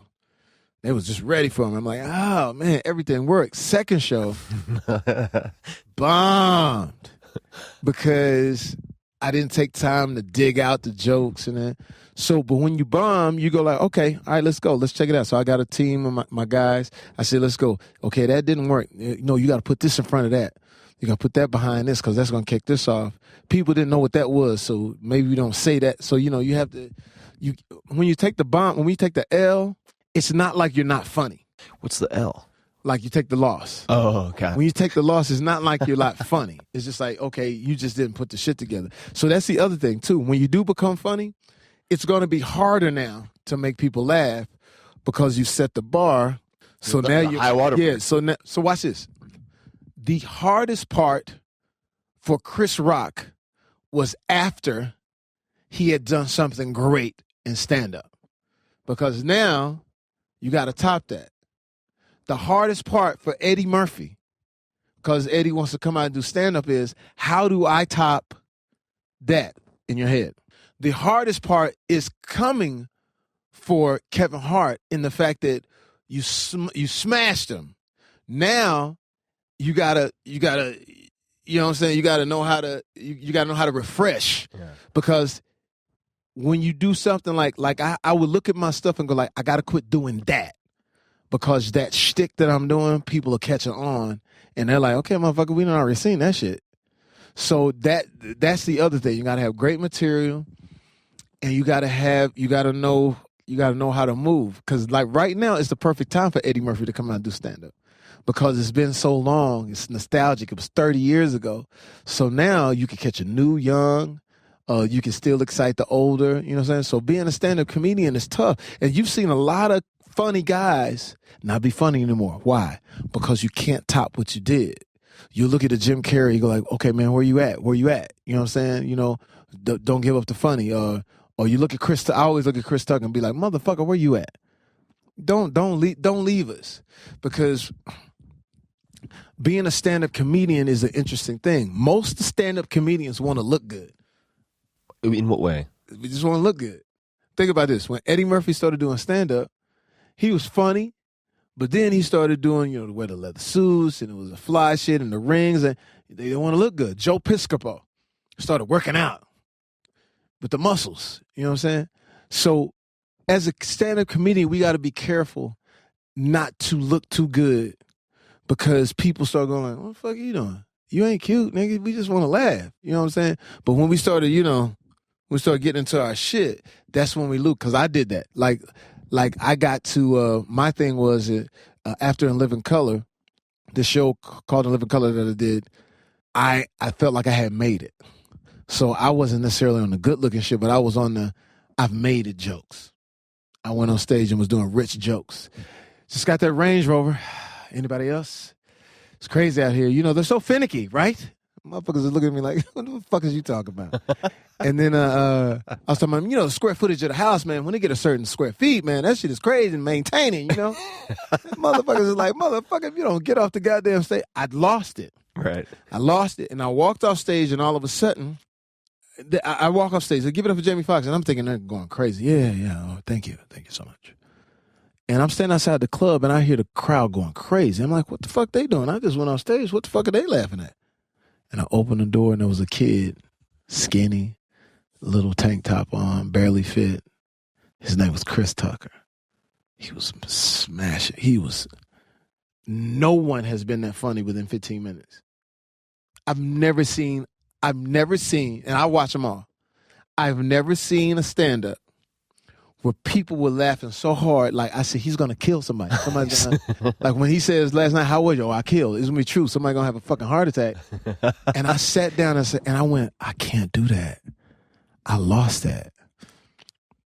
So I left, went to another club that night, bombed. Like it wasn't just, So finally I went over to Okinawa where the troops were and started doing stand-up over there for the troops to sort of get back. It was my Rocky moment. Like, I started running up the steps, chasing chickens and shit. Bum, bum, bum, bum, bum, bum, bum, bum, bum, trying to get back. And for a stand-up comedian, that's the one thing you can never let go. You can never stop being, a certain goofiness to you. And so, like when you talk about fear or when you talk about bombing, it's different when you've done it for a long time, and when you do bomb, you just got to get right back up in it, and you got to acknowledge it. Okay, I stunk, nigga.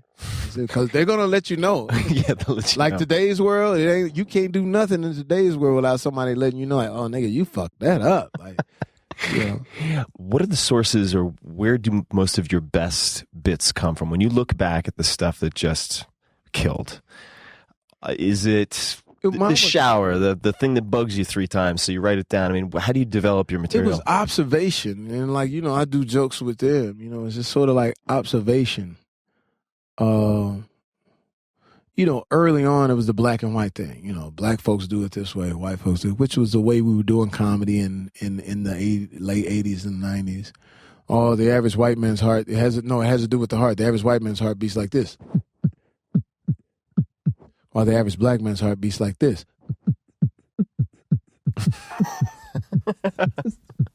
Ladies, that's why you have a choice. Would you rather make love to somebody like this? Or would you rather make love to somebody like this? I mean, that was the jokes, at the time. So it was observational. And then it was personal. Like you do your observation first, and then it was personal. My grandmother, who was, we lived together, and when she first heard on television what AIDS was, being old, she didn't know what it exactly meant. She just knew that it was bad, but she thought that since she's always on me anyway, that I'm going to catch AIDS. But it was for the wrong reasons. Like she would say, boy, it's 6 a.m. You going to wake up? Shit, half the day done gone. I said, Granny, what you mean is it 6? Shit, I'm there sleeping. Anybody sleep that long got to have AIDS. I said, Granny, I don't think that's how. No, I saw it on TV. You sleeping too long. You got AIDS. I said, Granny, I don't think that's how they exactly. And then I would use her towels. Old Southern women had them. There was a towel used and it was a nice towel. So I used a nice towel. Well, I know you ain't use my towels. I said, you don't put the A's on the towel. You don't use everybody's towel. Anybody use a towel like that got to have AIDS. I said, Granny, I don't think that's how. So it was opposite. And this is what she was actually saying. So when I did that joke on stage, people would just, would die. So it's observational, then it's personal. And then some of the comedians are great politically. I'm not necessarily a political guy. My thing was the impersonation of the politician, like Bill Clinton. I did not have sex with that woman. It was, things like that. But it's so many different ways and so many different guys out there that you look at and go, ooh. Like when I would look at a young Chris Rock, the way he was a technician, just man. Or you look at Jay Leno, or you look at even Arsenio Hall when he would work out, or you see Eddie working out a joke. It's or watching George Lopez, who knows how to tap into the bass and just really bring you into his world and stuff. So it's some guys that Sarah Silverman, a technician, Amy Schumer, watching her on just a Saturday Night Live when she's, working her shit out. A young Whoopi Goldberg at the Met. There's so many people that you can watch and see how to tap into your own skill set, But I try to look at all of them and try to just, not steal from it, but just get inspired by it all. Who are some of the most underrated comedians who come to mind, or people who you'd think haven't had their due, haven't been Oh, appreciated? I wouldn't say underrated, but I think there were just like warriors that never got that shine. There was a guy named T.K. Kirkland who was a warrior, but he never got to shine. And T.K. had a colorful past, and he'll let you know. He said, he was a crazy motherfucker, but T.K. had jokes like, and why does Kermit the Frog always say, hi ho, hi ho? Is he a pimp? And why? And why do fat people wear leather pants? Do they think that shit is cute? And why do people in wheelchairs tie their motherfucking shoes? Do they think they gonna trip? Oh man, he was just amazing. And his delivery, you know what I'm saying? He says, cause I'm T to the motherfucking K. That's what type of motherfucker I am. Don't play me, play Lotto. You got a better chance. And he made himself a character on stage that was just, you guys are too young to know this joke, but Bugle Boy Jeans. Oh, yeah. Bugle Boy Jeans used to have a commercial where a girl would pull up in a car and says, "Excuse me, are those Bugle Boy?" She would say this to a guy, like he's walking on the street with his jeans. She says, "Excuse me, are those Bugle Boy jeans you're wearing?" "Why, yes, they are." And she get in the car. Right?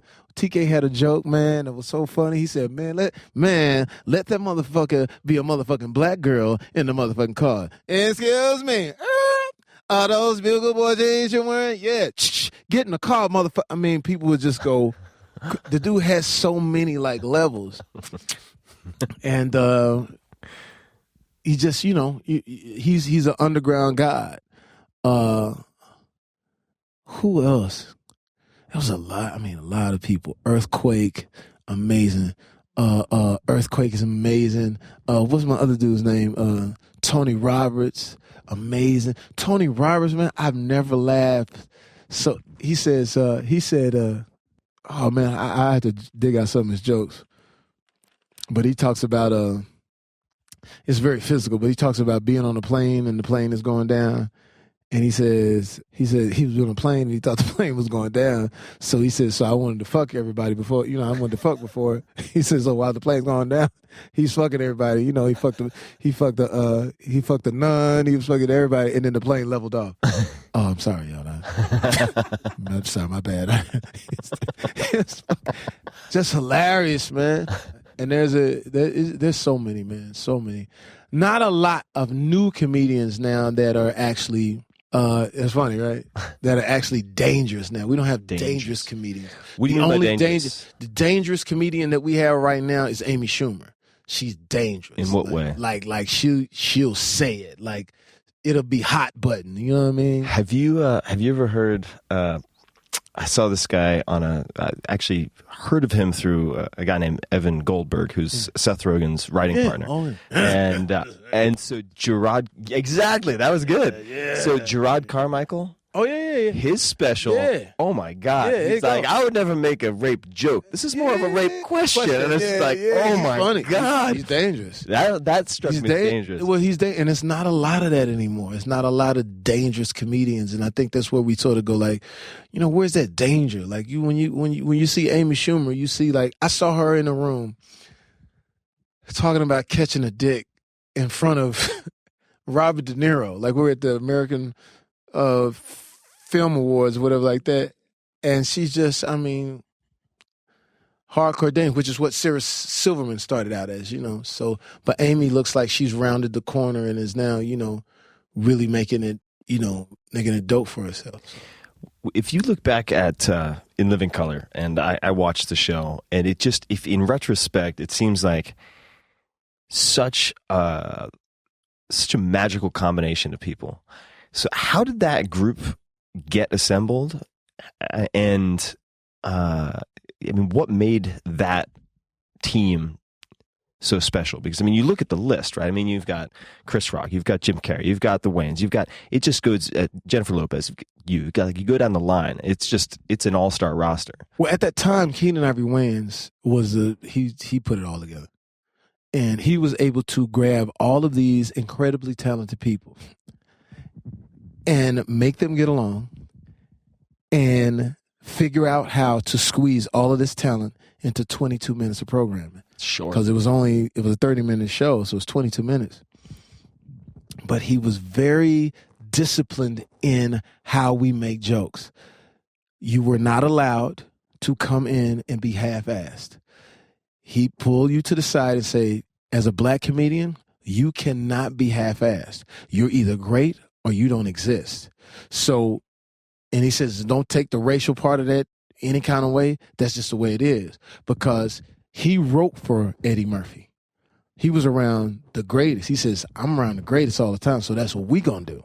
So when you see Damon Wayans come in, and I just got hired, like they had already been doing the show for like a year or 2 years. So when I saw Damon walk in and Jim walk in, it was like fucking Jurassic Park. Like fucking, it was like fucking T-Rex and fucking, you know what I'm saying? And the way I got on the show was crazy too, because it went from the auditioning process, it was 100 comedians, down to 50, down to 25, down to 10, down to 5. I was part of the 5, but I was losing. I wasn't doing well within the improv of it because I just wasn't catching the right shit.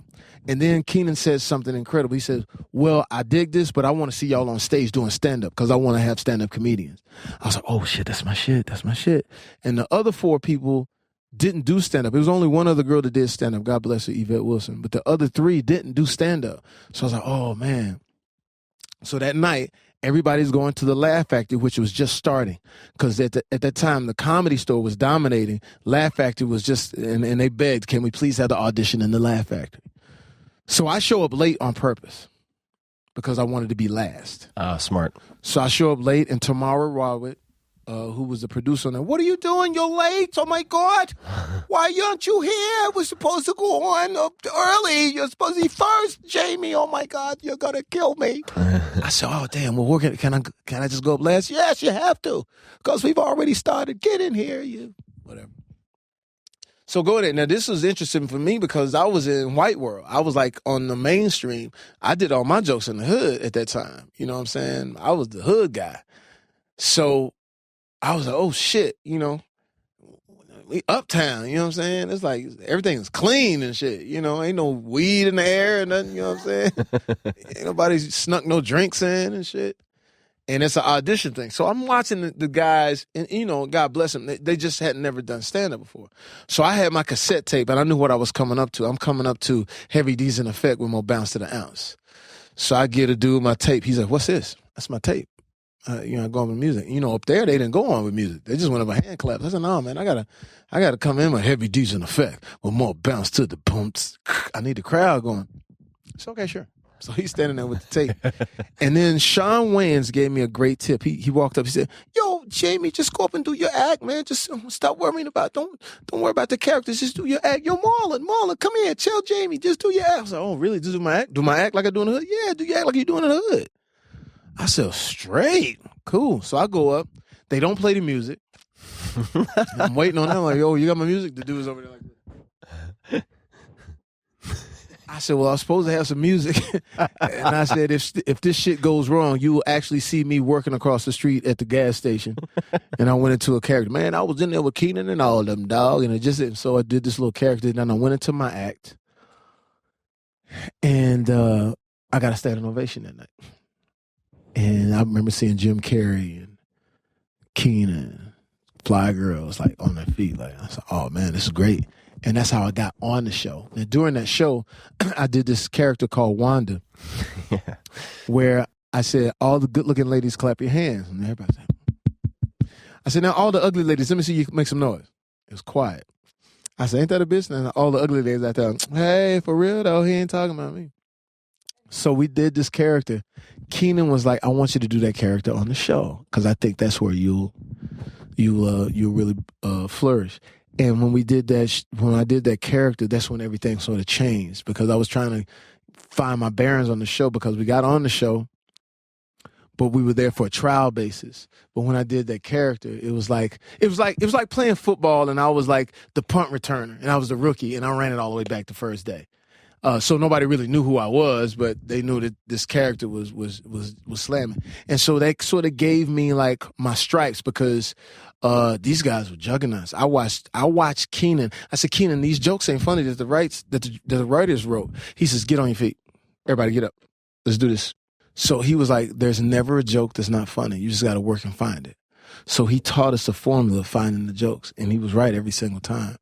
And so, like I said, to be there watching Jim Carrey, like, create Pet Detective on set. He's writing Pet Detective as a word. I said, what's that you're writing on? Hey, man, just, working on some stuff.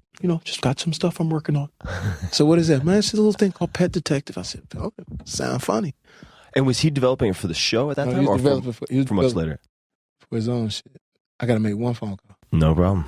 All right, so we're back. We took a little breather, but catch us up. What were we just talking about? We were talking about how nowadays is that you don't get a chance to control your own narrative. Like we were talking about is there's two different people. Some people think that the tech world and social media and things on the internet is taking us to a great place, and then there's people who think that it's a horrible place. I spoke with a young lady who had been burned bad by the press, bad to where she lost her job. And what was interesting about her job was that what they were scolding her about was, like me knowing her, I was like, you're not like that at all. She says, I can't. It's nothing I can do. Everybody thinks so. And they took something like they went through emails and through our personal emails and all this other stuff, whatever it was. But it was just like, you're not like that at all. So when I was on the phone talking with her, she was like, they're saying this and saying, don't worry about it. You're cool. Like, you're not like that. I don't give a fuck. But I'm bowling. I'm like, I don't even need to read it. What could they possibly say? And when I looked, it was a national story. I went, what the fuck? She lost her job. Yeah. And so like, even like you'll do something where you think that it's either you're making fun or you're having fun. Yeah. But they'll take whatever it is that you say and make it what they wanted to say. Yeah. Or craft it where, like, if you do a joke, it's not about doing a joke anymore. Jamie Foxx slams Caitlyn Jenner. Jamie Foxx trounces. Like, nah, I'm a comedian. We do, but everything is something that they control. And it's tough because when I say Justin Bieber, what do you think? What's the first thing that comes to mind? Be honest. Hair that I'm jealous of. Yeah. But what do you think? Something about a kid who can't get it together. When I say Chris Brown, what do you think? It's something negative. When I say Jennifer Aniston, what do you think? What do you think? Of cover of Rolling Stone, photograph, black and Brad white. Pitt? You think what? Cover of Rolling Stone magazine, black and white, naked, laying on a bed. Oh, that's hilarious. Well, the average person right. would think of not what they do. Right, but the impression, what the headline right, is. the subliminal image they got at the checkout counter. Yeah, it's the headline. If I say Jennifer Aniston, you automatically think, because nowadays we don't control our own narrative to where it's like they talked about this thing with Quentin Tarantino, which I thought was sad because usually when you see a story about Black Lives Matter or anything black, it's usually the same black folks with the kufi who's trying to be heard. And they're absolutely right.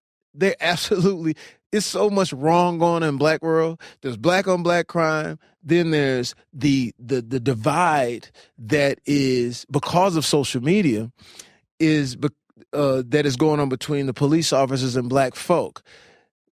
Police officers are, on the whole, are great folk. I know them. I know a gang of police officers. But the one or two that have been caught on social media makes it paint the picture that it's all of them. Now, granted, we've known for a long time that blacks and police officers have always had a divide. We've done music, we've done movies about it, we've done books about it.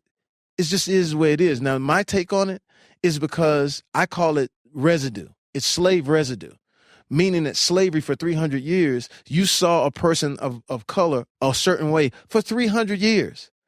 You've always saw him as the slave or the criminal or something that you didn't value.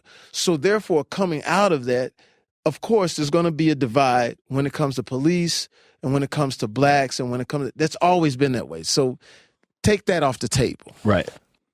But in today's world of how do we bridge that gap? I've gone to Quantico in Virginia, saw what a police officer sees. I've talked to police officers that how can we bridge the gap? I've suggested that you go get a white police officer who you think might not like black folk. You know what I'm saying? Get that person to go into the hood and throw a picnic for a kid that's 8, 9, 10 years old who's African American so that he can see another side of a police officer. Because right now in social media or in media period, the stories that are the most salacious, where it's the black person, the black cop the black guy being killed by a cop, it's hard to erase those images. I'm a black man. When I see that, I have to react to that because I'm like, wow, that troubles me. But then I have to sit down and think, okay, let me not think of the worst thing to say. But let me think, because I know how media tries to make things or heighten it. Right. How do I bring people together in spite of the headline? Because what people don't understand is that when you keep showing the images of the black guy being killed by the cop, that does something to you. Oh, yeah. That's like whatever you believe in. If it was a Jewish person, if it was a gay person, you cannot sit and not be bothered by that. At the same time, that cop, when he sees the other side of it, when they're saying, all of you guys ain't shit, which that's not what's really being said. Most of the time it's with the individual cop. Now the cop sees the story. In his mind now, well, fuck it. Well, it's a problem now. So now imagine that cop who's watching the story, driving on the street, that young black kid who's watching the story, walking on the street. What happens? Dynamite. Because we can't get it. We can't get anybody responsible on the media side to say, let's stop interviewing people and putting labels on them. Let's interview this man and this woman, but don't say that they're Democrat. Don't say that they're Republican. Don't say that they're a cop. Just have them talk. Because when you're watching TV and you see something that you agree with them only, and you can't hear the other person. That's the first thing. 2, like when I look at Quentin Tarantino, to demonize this guy. And just because people might be listening to this for years, could you catch people up on let me catch the confusion? Quentin Tarantino, who is a purist when it comes to his opinions and his emotions. Even if I could go to Quentin Tarantino and say something, man, I think, as a black person and so and so and so. He say, well, stop doing that. Stop hanging it just on black. Hanging on things that are substance first, and then let it be. So I've heard this guy speak when there's no cameras. I said, wow, you know what? You make a lot of sense. So Quentin Tarantino sees the Black Lives Matter campaign, sees the individual stories, 40 different people of individual stories where a police officer had killed the person who was unarmed. It touched him. The reason I thought that was impactful because you seldom see the white superstar go and stand with the black folk who just trying to be heard. Even high-end black guys don't go stand with the black folks that's trying to be heard. When it comes to, like, especially Hollywood, because, people in Hollywood are so scared. Oh, they won't see my movie. They won't go see my song if I stand up for anything of substance. They so fucking scared. So when I saw this dude do that, I was like, wow, that's great. But then the misinterpretation of his words, where he says, I'm standing here with the murdered. Quentin Tarantino speaks that way. He speaks. If you've read any of his movie or saw any of his movies, he speaks in those terms. He says, I stand with the murdered. When I see someone being murdered, I call it what it is. It's a murder. That's a murderer that killed this person. However, the story got spun was that Quentin Tarantino is a cop hater. He hates all cops, and that all cops are murderers. And I was just like, oh, here we go again, man. Here's a person who's willing, and I'm going to speak like it, willing to put aside his white, cushy Hollywoodness. He could live on his mountain and never give a shit about anything. He came out and said, man, I felt something. And now they paint it so bad. And now you got the New York cop. So we got something for his ass. Now it's a beef. That's not what we trying to do. But you can't do anything right now because the media story, if it's not salacious, we don't want to report it. We have lead. to. You feel what I'm saying? No, I do, and it's. I mean, if it bleeds, it leads, right? So they put the salacious, the visually, viscerally impactful stuff up front because it gets the clicks or the purchases that feed the advertising.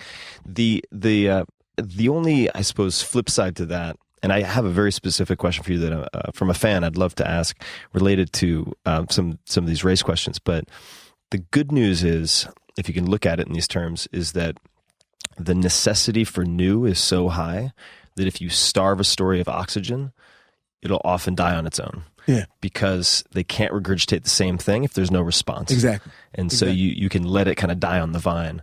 But we were talking about this before. I mean, I've had instances, and I won't bitch and moan too long because I think the question is more interesting than my bitching, but I've had instances where these formerly, I would say, outlets of record, very prestigious outlets, magazines. I'm not going to mention them by name because it's. I know what you're talking about. But I was interviewed and profiled by a magazine at one point, very, very highbrow magazine. Yeah. There were 6 or 7 misquotes or erroneous facts in the piece, and I corrected those with the fact checker. Went to press with no corrections. What do you do in that situation when those things then end up in Wikipedia? So you have to develop a sort of strategy, and I mean, this will get even more interesting once we have smart stadiums, once we have facial recognition like you see on Facebook. Once that's implemented across the board, it'll get very interesting. But I'm going to go down that rabbit hole, and instead, I'm going to bring up a question that I'd love to get. But before you go into that, yes, here's the problem. Back in the day, if there was a misquote, and you went to that entity and said, hey, you quoted me wrong. Oh, we'll release a statement saying that we misquoted you, and it erases. The problem with today's world, once it's out there, you can't get it back. Yeah. You cannot change because it's going to stay there. Yeah. When I punch up your name, that's the first thing that's going to come up, or the second thing that's coming. You can't get rid of it. Yeah. And when you talk about the regurgitating or just letting it die, you could let it die, but the problem is you have to at least, once it starts, give another, hopefully that you can give another side of it that people may see a little bit. Sure. They don't want to see. What's crazy about our society right now, no one wants to see anybody reconcile. No one wants to see anybody come together or say that. Like when I think about Quentin Tarantino, I spoke and said, I back you as a friend and keep speaking the truth and don't worry about the haters. Meaning, speak the truth from you, not whatever the comment was. Right. But whatever you're saying in your truth, you say that because you ain't out there. You could be promoting your movie. Mm-hmm. You could be trying to make money. You actually trying to see how you could go. I know the way he thinks. I'm going to go talk to them. If they are wrong in what they're saying, I'm going to tell them. But if they are right, he says, I'll be the one that can go to the cops and say that. And now, look at how it is. It's so great. Go ahead. Ask the question. Oh, no. I mean, I think you're right. I think that people want gladiatorial games. And we don't have gladiatorial games, so they use the front page. Oh. Gladiatorial games. But speaking of sort of conflict resolution, so this is a question from fan TJ. My wife is pregnant. We're moving to a very non-diverse neighborhood. We are kind of worried on how it will go. She is black and I am white. What is some advice he can give to a young couple raising a child of color in today's world? I'll say this. I'll say this about America. Let's use America as an example. To me, America is the most incredible civilization that has ever been created. Hundreds of years from now, people will look at this place and marvel. There's the bitch and the complain aisle where everybody bitches and complains about every single thing. But the one thing about America that is incredible is the evolution of freedom, the change. When I talk about slavery that happened, it was 300 years of it. Look at the evolution. We come out of it. we have a black president.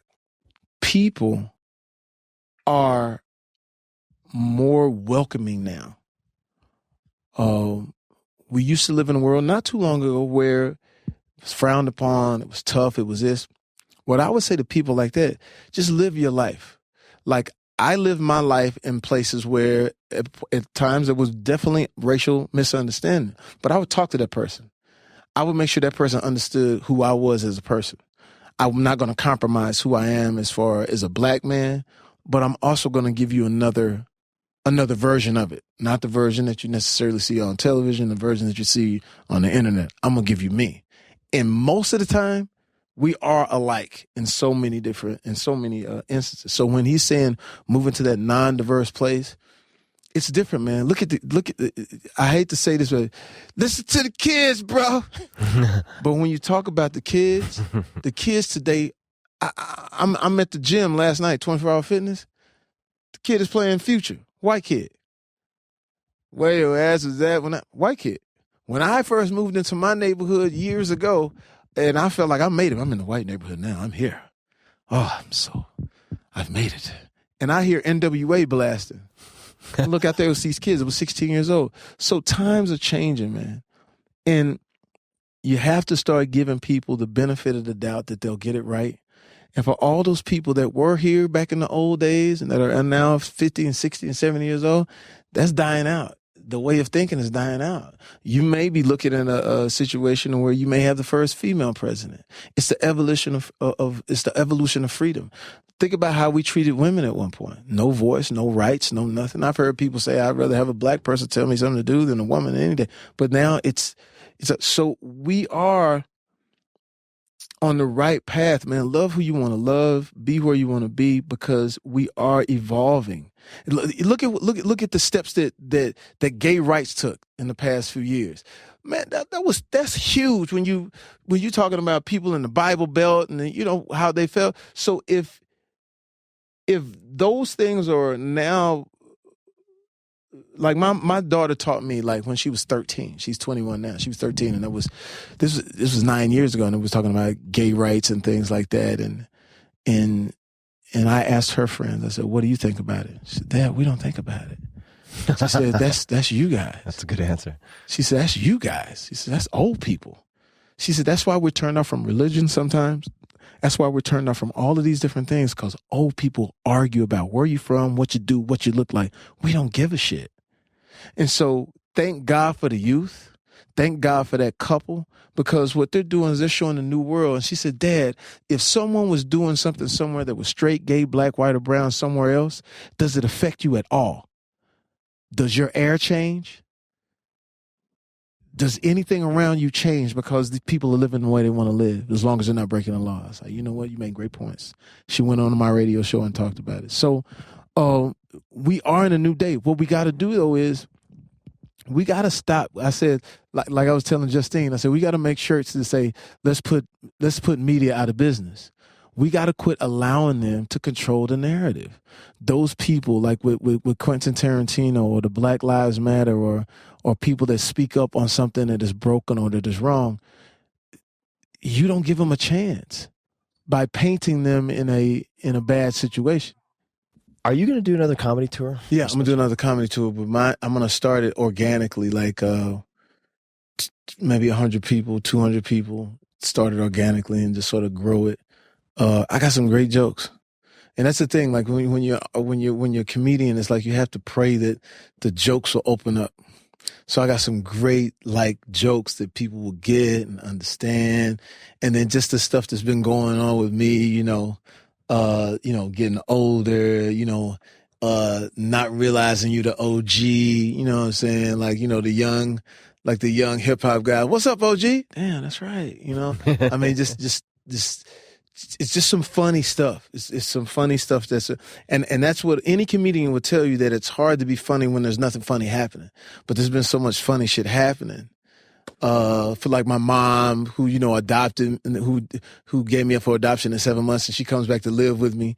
And as she's living with me, she walks down the first day she's here. She walks down the steps and says, "I want a Phantom." I'm like, "Bitch, of the opera? What are you talking about?" she's talking about a Phantom Rolls Royce, right? And it was just funny to just certain things that the fact that everybody lives in my house, the fact that my mom, my dad lives here, my two sisters, my dad still dates, you know, and my mom is going on his side of the house when he has a date, you know, just assessing, like just being in a way like, oh, hey, hi, I didn't know you had company, George. I mean, just, and now they've turned into kids. So, you know, my dad would come to my room, but could you tell her not to come on my side of the house when I got a date? And I'm like, now parents. So, you know, it's funny things are happening. Lots so of organic material. Yeah, so it's organic now. So we got funny shit. When you think of the word successful, who is the first person who comes to mind and why? On the bigger picture, because I witnessed this in 2008, to see President Obama become president to me, 2008, not talking about after he became president, because everyone will have their views on that. I know what it meant to me. To see him stand up there, put his hand on that Bible and say, you know, become the president of the United States. That is success in so many different ways. And it jars you. For every person that says, oh man, just because I'm black, maybe you can't use that all the time. Because this man now showed you. And whatever side you end up on, because it's not a political thing, to see that. And the reason that it means so much to me to see an African-American man like do that, like, and literally when he was, this was interesting, and this is how we connected. When he was 30 points down for the nomination, 30 points down, no one knew who he was. I get a call from Oprah Winfrey. Hi, Jamie Foxx. It's Oprah. Hi, Jamie. I was like, what's going on? There's this guy named Senator Obama. I think he's going to be the next president. Then I got a call from Norman Lear. Jamie, it's Norman Lear. The senator's on fire. So who is he? It's Senator Obama. But he's 30 points down, so nobody knows. The reason they're calling me is because we have a radio show that was reaching everybody, especially the huge urban market. So I go on my show and I say, I'm voting for this guy named Senator Obama because he's black. And I go to commercial. When I go to commercial, my phone lines light up with all black people saying that we will not vote for this guy just because he's black. Don't treat us that way. So we ended up educating everybody about him. He gets the nomination and he goes on and he wins. And to me, it was all odds against him. And I thought that type of success, regardless of where you come from, like I said, whatever side you stand on, to me, that was something monumental. When we talk about where this country has come from, when you talk about the greatness of America evolving to that type of freedom, and him taking advantage of being in America and becoming a president, to me, that's just success that he redefined what it is. What historical figure do you most identify with? Who do I identify with historically? When it comes to entertainment, Sammy Davis Jr. is a person that I look at all the time, who I go on the internet and watch him play the drums, or watch him sing, or watch him dance, or watch him do jokes, or watch him do a movie, or watch him spin guns. To me, he was just the ultimate entertainer. He was a full stack entertainer, as one engineer said. That's what he called you. Yeah, meaning he had all the tools in the toolkit. Oh man, that's great. And then there's other sides of me too. So like the sports side, like I was a Magic Johnson, like, you know, the person who loved being competitive but also wanted to get everybody else involved, and you know the way he played basketball. When it comes to social consciousness, may I interject for a second? Yeah. So. This might seem like a funny question, but do you feel like you identify more with Magic Johnson than Kareem Abdul-Jabbar? Yeah.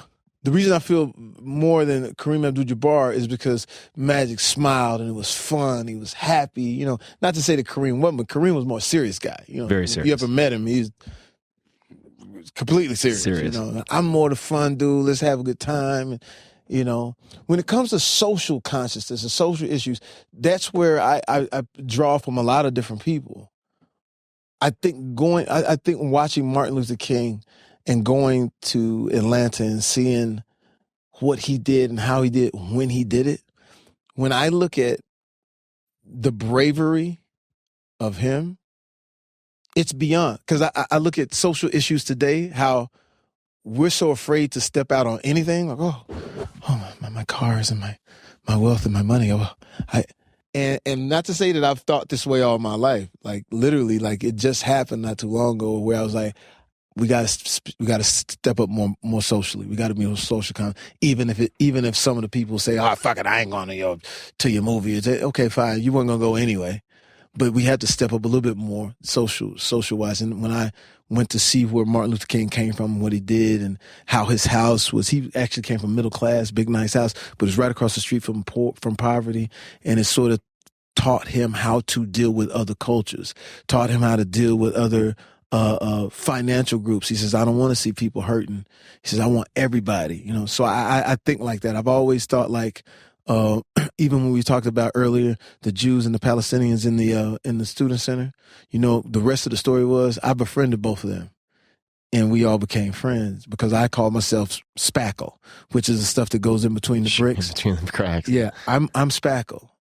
I get along with all religions, get along with all people, and try to bring them all together. And so that was so when I think about it socially, it is the Martin Luther King thing, because I think sometimes we overlook that the world is big enough for all of us to live on it. It's big enough for all of us to get along. And sometimes I question, why is it so tough to get along? You know, which is what Martin Luther King questioned. He said, I don't get it. And I won't stand by. So a little, and like I said, I've only thought about like that, you know, here in the past few years after watching Harry Belafonte go on stage before I was supposed to get a Lifetime Achievement Award. And he goes on and says something so prolific. He says, they were talking about violence, and he said the violence that's happening in America is mostly black violence, and you black entertainers sit here mute. And we laid all of this groundwork down for you guys, and you guys are disrespected and not picking up. So, you know, that's the one reason I said I think more socially. I mentioned Kareem Abdul-Jabbar because I saw, just by chance, a fantastic documentary called Minority of One. Yeah. And it's so good. Yeah. And it detailed, in particular, and I'm not at all well versed with basketball, so it was also a glimpse into that world for me. Mm-hmm. But his relationship with Magic Johnson, which was fascinating. Yeah.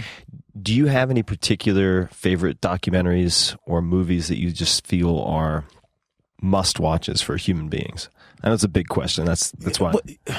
I think documentaries on cultures are important. If you get a chance to see any documentary about Jews and what they went through, watch it. Any documentary about Palestinians and what they've gone through, watch it. Blacks and what they've gone through, watch it. Women and what they've gone through, watch it.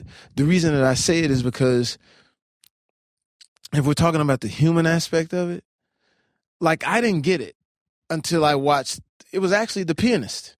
Yeah. And I just went, shit. I was like, I didn't know it was like that. You know what I'm saying? Like, I didn't know that. And so, you know, and then when I listened to some of my friends who like, you know, live in the Middle East and they're going through those things, I said, shit, I didn't know it was like that. So I think anytime you get a chance to watch people and where they come from or culture and what they went through, you can even look at whites breaking away from the 13 colonies breaking away from England. You go, oh shit, I didn't know you went through that.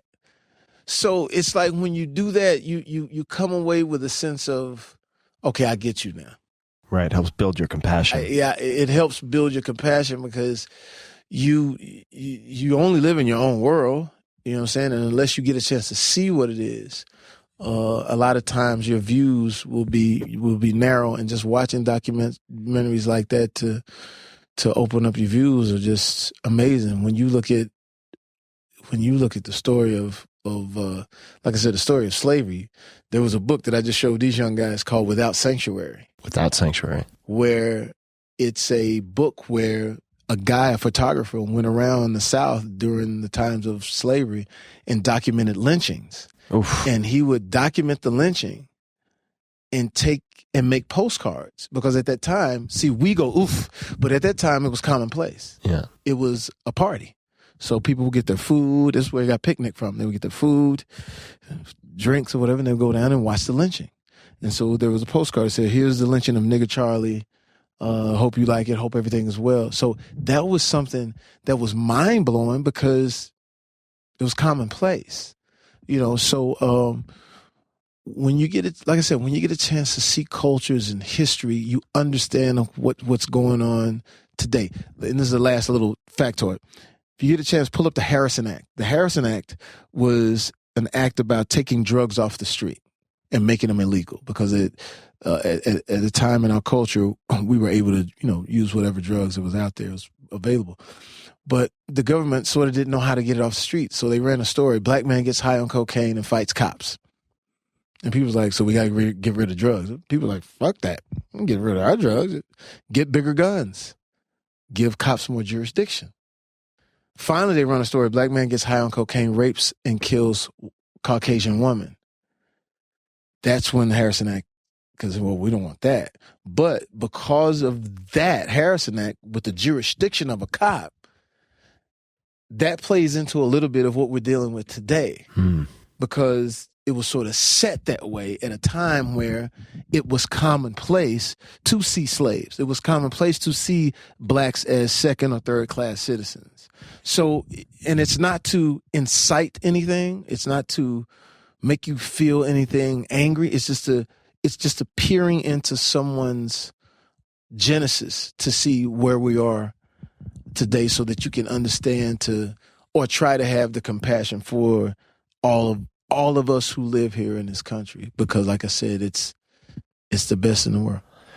And beyond, I remember a friend mentioned to me, I was watching Planet Earth, and he said there's a companion of some type, which I really want to see, called, I think it's Humans of Earth, and it actually profiles different civilizations, different cultures around the world, and it shows you how humans have adapted, Mongolians using falcons for hunting and all of this and whatnot. But I totally agree with you. I think that, if a culture is a set of beliefs and behaviors, you have to, in a way, be taken on that sensory experience to develop the compassion. You don't get it through text alone, necessarily.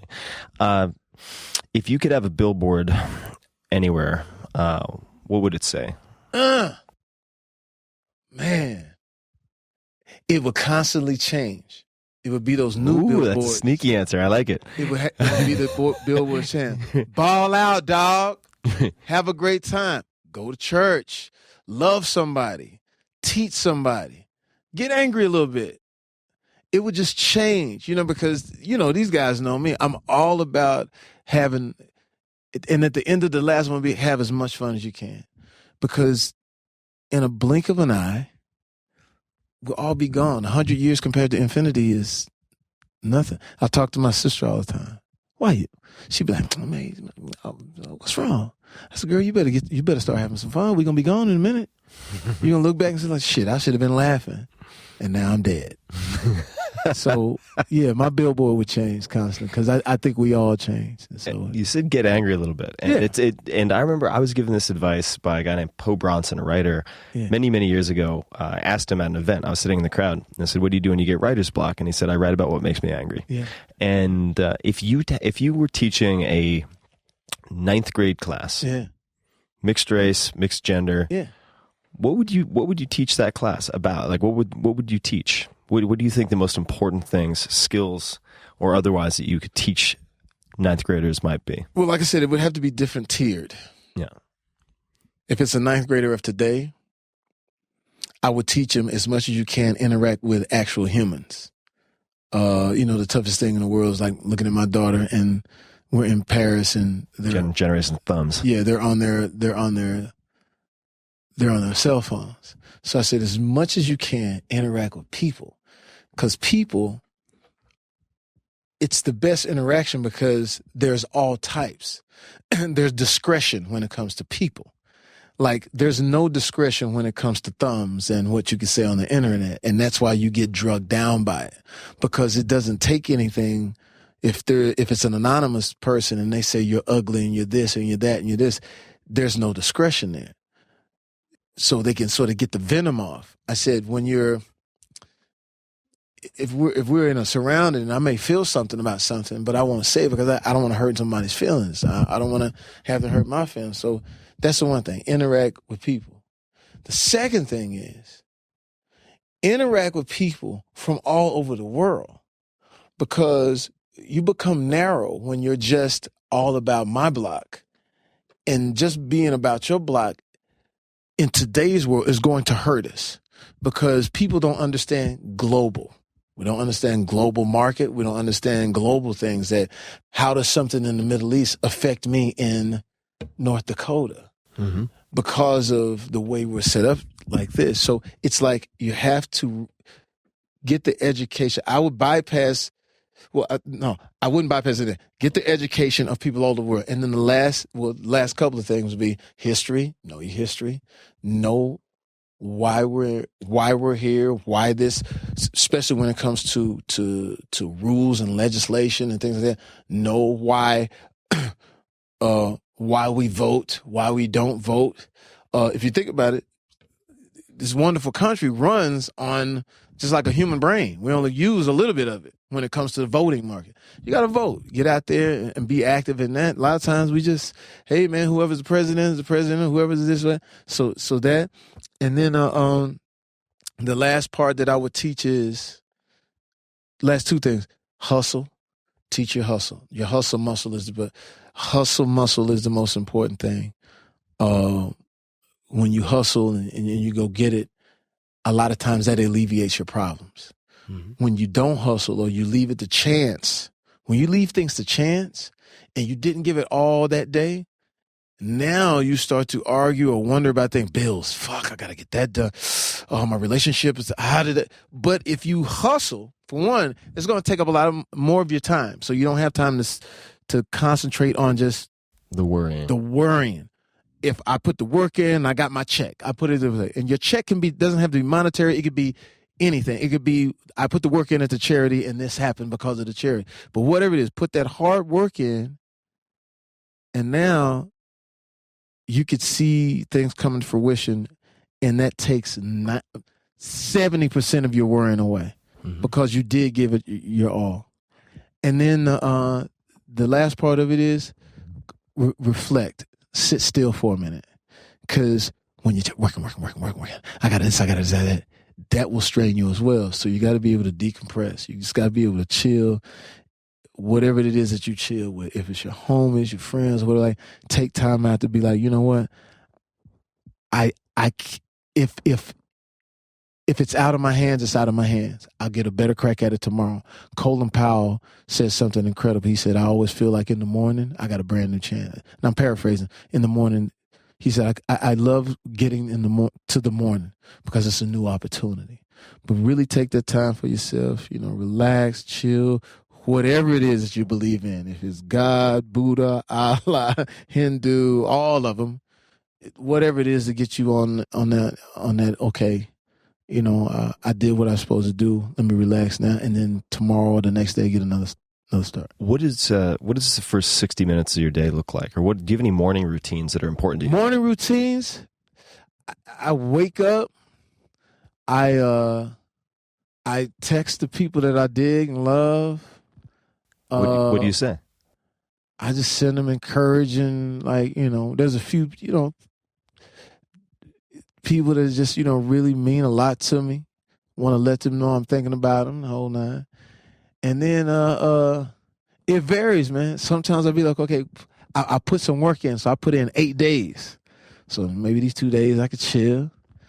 Get a little, I do the, just on the physical part, I get my 50 pull-ups in, 100 sit-ups, maybe 100 crunches. And it's easy. I used to not be able to do it. My boy Tyron turned. How many sets for the 50 pull-ups? For the 50? So I do 15 first, 15 pull-ups. This is what it is. I do 15 pull-ups, 50 push-ups, 100 sit-ups. Then I go back and I do 15 different grip. Yeah. So that'll get me to 30. Another 50 push-ups. That gets me to 100 push-ups. I'm done with the push-ups. And then I do 10 and 10 back to the first grip, and you don't have to do it every single day. You can do it every other day. And then what you notice is the pull-up bar, and Tyron kept telling me this. Well, I got a homie, Tyron, he played Kane in Minister Society, and I kept wondering, how is he always in shape? He says, man, I'm trying to tell you, the pull-up bar is everything. So So that, and then just, make the calls on what I need to get done and make sure I'm, in the right, position and Do you drink coffee? get the kid. I don't drink coffee. Have you I had to stop never drink- had? I had Oh, you to- stopped. I had to stop having stimulants. There was you, some it's you and me. earlier in my career. I was all about the stimulants. So at a certain point, I had to. Ixnay on the caffeine K. Yeah, I've been cutting that out as well. It's not good for me. People are like, "Aren't you worried about depressants, alcohol?" I'm like, no.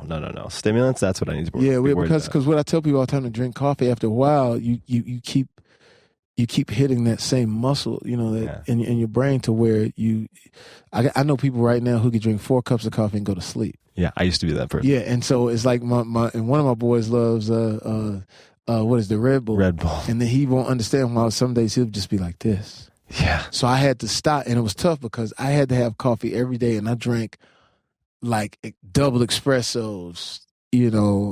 I was like, I had to have the up. Yeah. But now I know how to go get it inside of I know how to go get it inside. Last question here is, I'm going to ask what advice you would give to yourself, 3 different ages, 20, 30, and 40. So what advice would you give to your 20-year-old self? Man, put the condom on. Shit. Stop playing around. Important advice. You're 20, man. Put that on, buddy. And not the fishnet one either. Put the real one on. Okay. Anything else for 20, or should we move to 30? 20s. I had my daughter at 26. So the advice I would give me was like, calm down. It was like, calm down and just, make sure you're paying attention to your daughter and to the daughter's mom. 20s was tough because I just got to LA. I was just, man, the whole world was opening up. So I'm like, man, I'm trying to do all of it. And while I was like, calm down, and luckily it was 26. So moving into 30, I was on my way to calming, if that makes sense. Does make sense. So then you hit 30. 30. What advice would you give your 30-year-old self? It's going to go fast. In what way? It's going to go fast. The time is going to go fast. So just make sure that you start now planning for your future. And not only is it going to go fast, but don't spend all your money. Don't buy the jacket that's $12,000. Relax. Just you relax it, because it's good. And 40 is going to come so fast, and you don't think that it is, but it's going to come so fast. And would you say that because you would want your 30-year-old self to pay attention to the present moment, or do long-term thinking, you or gotta do both? Long-term. When you're 30, you got a kid, and you're in my business, and in any business, all businesses are gonna, especially when you make, my business is about me, though. So I have to be careful in my decisions socially, and plan for the future. It's not gonna be. I remember doing my television show, and it went 5 years, went fast, and I would tell the people on my television show, it's gonna go fast, man. And if you finish at 35, but you live till 70, so you have to really think about the future. The long game. Yeah. And then 40. Big 40. Wow. 40. There are going to be tough decisions that you have to make when it comes to business. Because when you're 40, in my business, the window is closing on certain things. So you have to be able to open those windows to other things. And some of the people that you've gone to battle with till you're 40 may not be the ones that you will battle and do business with towards 50. And take a little bit of your personal feelings out of it. Because I'm very personal. Meaning like I would stay with someone even if I feel that they're not up to par business-wise, but, we have history. Take a little bit of the personal out of it. Still remain friends if you can with that person, because now it's really pending. Like 50 about to be here. You know what I'm saying? So it's like, and I would tell my 40-year-old self, grow up in your mind, but not in your body necessarily. Meaning stay young in your body, but certain parts of your life, you have to grow up and be grown about things, because now you got another kid. Your other child is, 20. She's 21 now, which is just, this past year. So, but she was, 13, 14 when I was 40. But now you got to start living. You would always live your life 100% for you. But now that you have your kids and they're a certain age, it's got to be 30 to 40% you, 60 to 7% what you're going to leave for them and how you're going to leave them. Because, like I said, it's flying. And that's it. Jamie, so much fun. I really appreciate taking the time. And where can people find what you're up to, find you online, learn? You can find me at I Am Jamie Foxx on my Periscope. Am I right? Am I saying this right? I got these young cats telling me what to do. And then I Am Jamie Foxx on Twitter also. I Am Jamie Foxx at Twitter. And I'm doing better on Twitter. I'm trying to do better. And on Twitter, the old fella trying to. The latest album? The latest album is called Hollywood Story of a Dozen Roses. It's out. I don't care how you get it. You can download it, bootleg it, steal it from a friend. I don't care. I just want you to hear the music. The song that's out right now is I'm Supposed to Be in Love by Now. I'm supposed to be in love by now. It's been so long for me, I don't know how. Been drowning in a sea of broken vows. But I'm supposed to be in love by now. I've been chasing my dream, now I'm chasing you. Running hard, but my legs feel weak. I done played every part, I done played a fool. Write the movie, I'll be your lead. I'm supposed to be in love by now. Well, girl, you stole my heart to take a bow. In love by now. So make sure you get that. In Love by Now is out. It's a song that my daughter made me. She sort of made me do. She's like, listen, stop with the club stuff. Stop with, and that's my oldest daughter's like funny. She said, stop with the club joints. Stop. You're trying to be too young. She'd even like, I had on some shoes one day that she thought was just, I had too young of a shoe. She's like, Dad, what is that on your feet? I said, they're the new style, baby. They're the Giuseppe's. It's the new style. I had a zipper on it and a buckle and my name engraved. And she was like, stop it. And she said, Dad, you have old feet. I said, what does that mean? You have old feet. Like you have feet for marching, like a civil rights. You have a civil rights feet. So, but she said, do a song that we know that is from you. And it's true. It says, I'm supposed to be in love by now. And so that and jumping out of the window, and we just shot the In Love by Now video with George Lopez is the priest. I get stood up at the altar. George Lopez is the priest. Nicole Scherzinger, and we all know her from the Pussycat Dolls, but also her solo career and everything. She plays my love interest, which is great because she's a good friend. And so we were able to like really get into some like, they don't do old school videos anymore. Like this actually has a bit of a story. My man Tank is in it, and then all of my friends, my daughter's in it, my little daughter's in it, and my mom and dad is in it, and so it's kind of cool. I was jamming to Babies in Love. Yeah. That's the type of music I listen to before when I'm headed somewhere to write, sit down, do some creative work. Yeah, man. Babies in Love. Solid. Babies on time. I think Justin Bieber was supposed to do that song first. And we were lucky enough to get it. But Babies in Love, Kid Ink is on there. So, we got some good stuff going.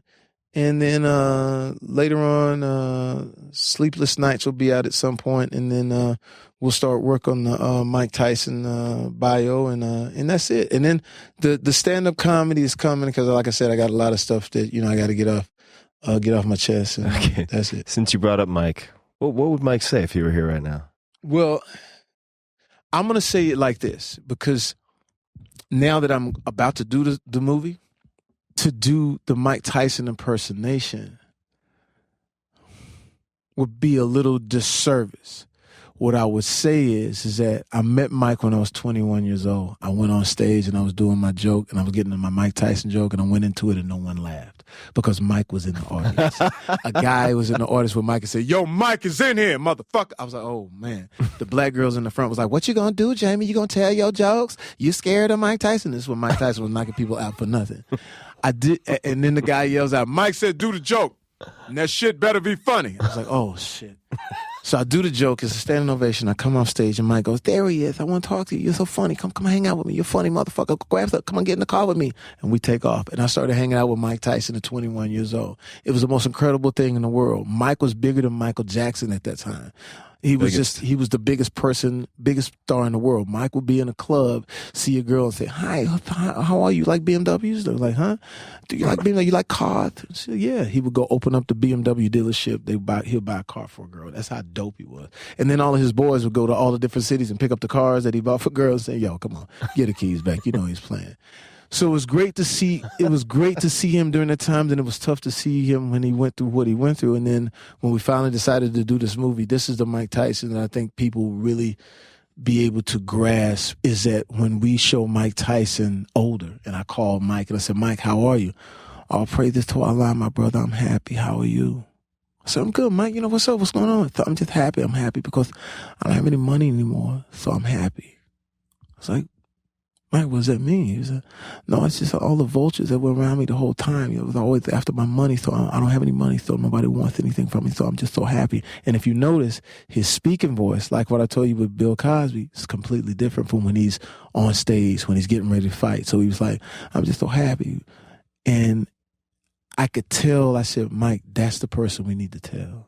That's the story. We always see the person who rises to the mountaintop, but we don't see the other side of the mountain and all the jagged edges and all the things, and you're about to slip off of that mountain." So Terry Winter, who wrote, Wolf of Wall Street, Boardwalk Empire, and Martin Scorsese, who's going to direct it, who hasn't directed a film about boxing since Raging Bull. So fingers crossed, if it all goes together, we'll be able to see Mike Tyson in a different way, and we'll be able to transform to where I want to be so good that it's Mike Tyson, that I look so much like him, and when I walk into his house, his kids would acknowledge me as a father. And then I want to be able to sit back and reflect. And here's what I'm trying to do with a career, is establish characters. In Living Color, it was Wanda. "Hey, for real though, I'll rock your world." Then it was Willie Beeman, Any Given Sunday. "My name is Willie Beeman. I keep the ladies screaming." Then it's Bundini Brown from Ali. "Muhammad Ali is a prophet. How you going to be God's son? Soon as you come out the garage, you be number 2. So Bundini Brown. And then it's, "Well, I got a woman way over town that's good to me." Then it's Ray Charles. And then it's Django, you know they love him very well. Django. So the Django experience, working with Quentin Tarantino, which was mind-blowing, to be able to go in and read for that. And I didn't know about that part. I thought Will Smith was going to do it. I was like, "Woo, Will Smith and Quentin Tarantino, this is going to be incredible."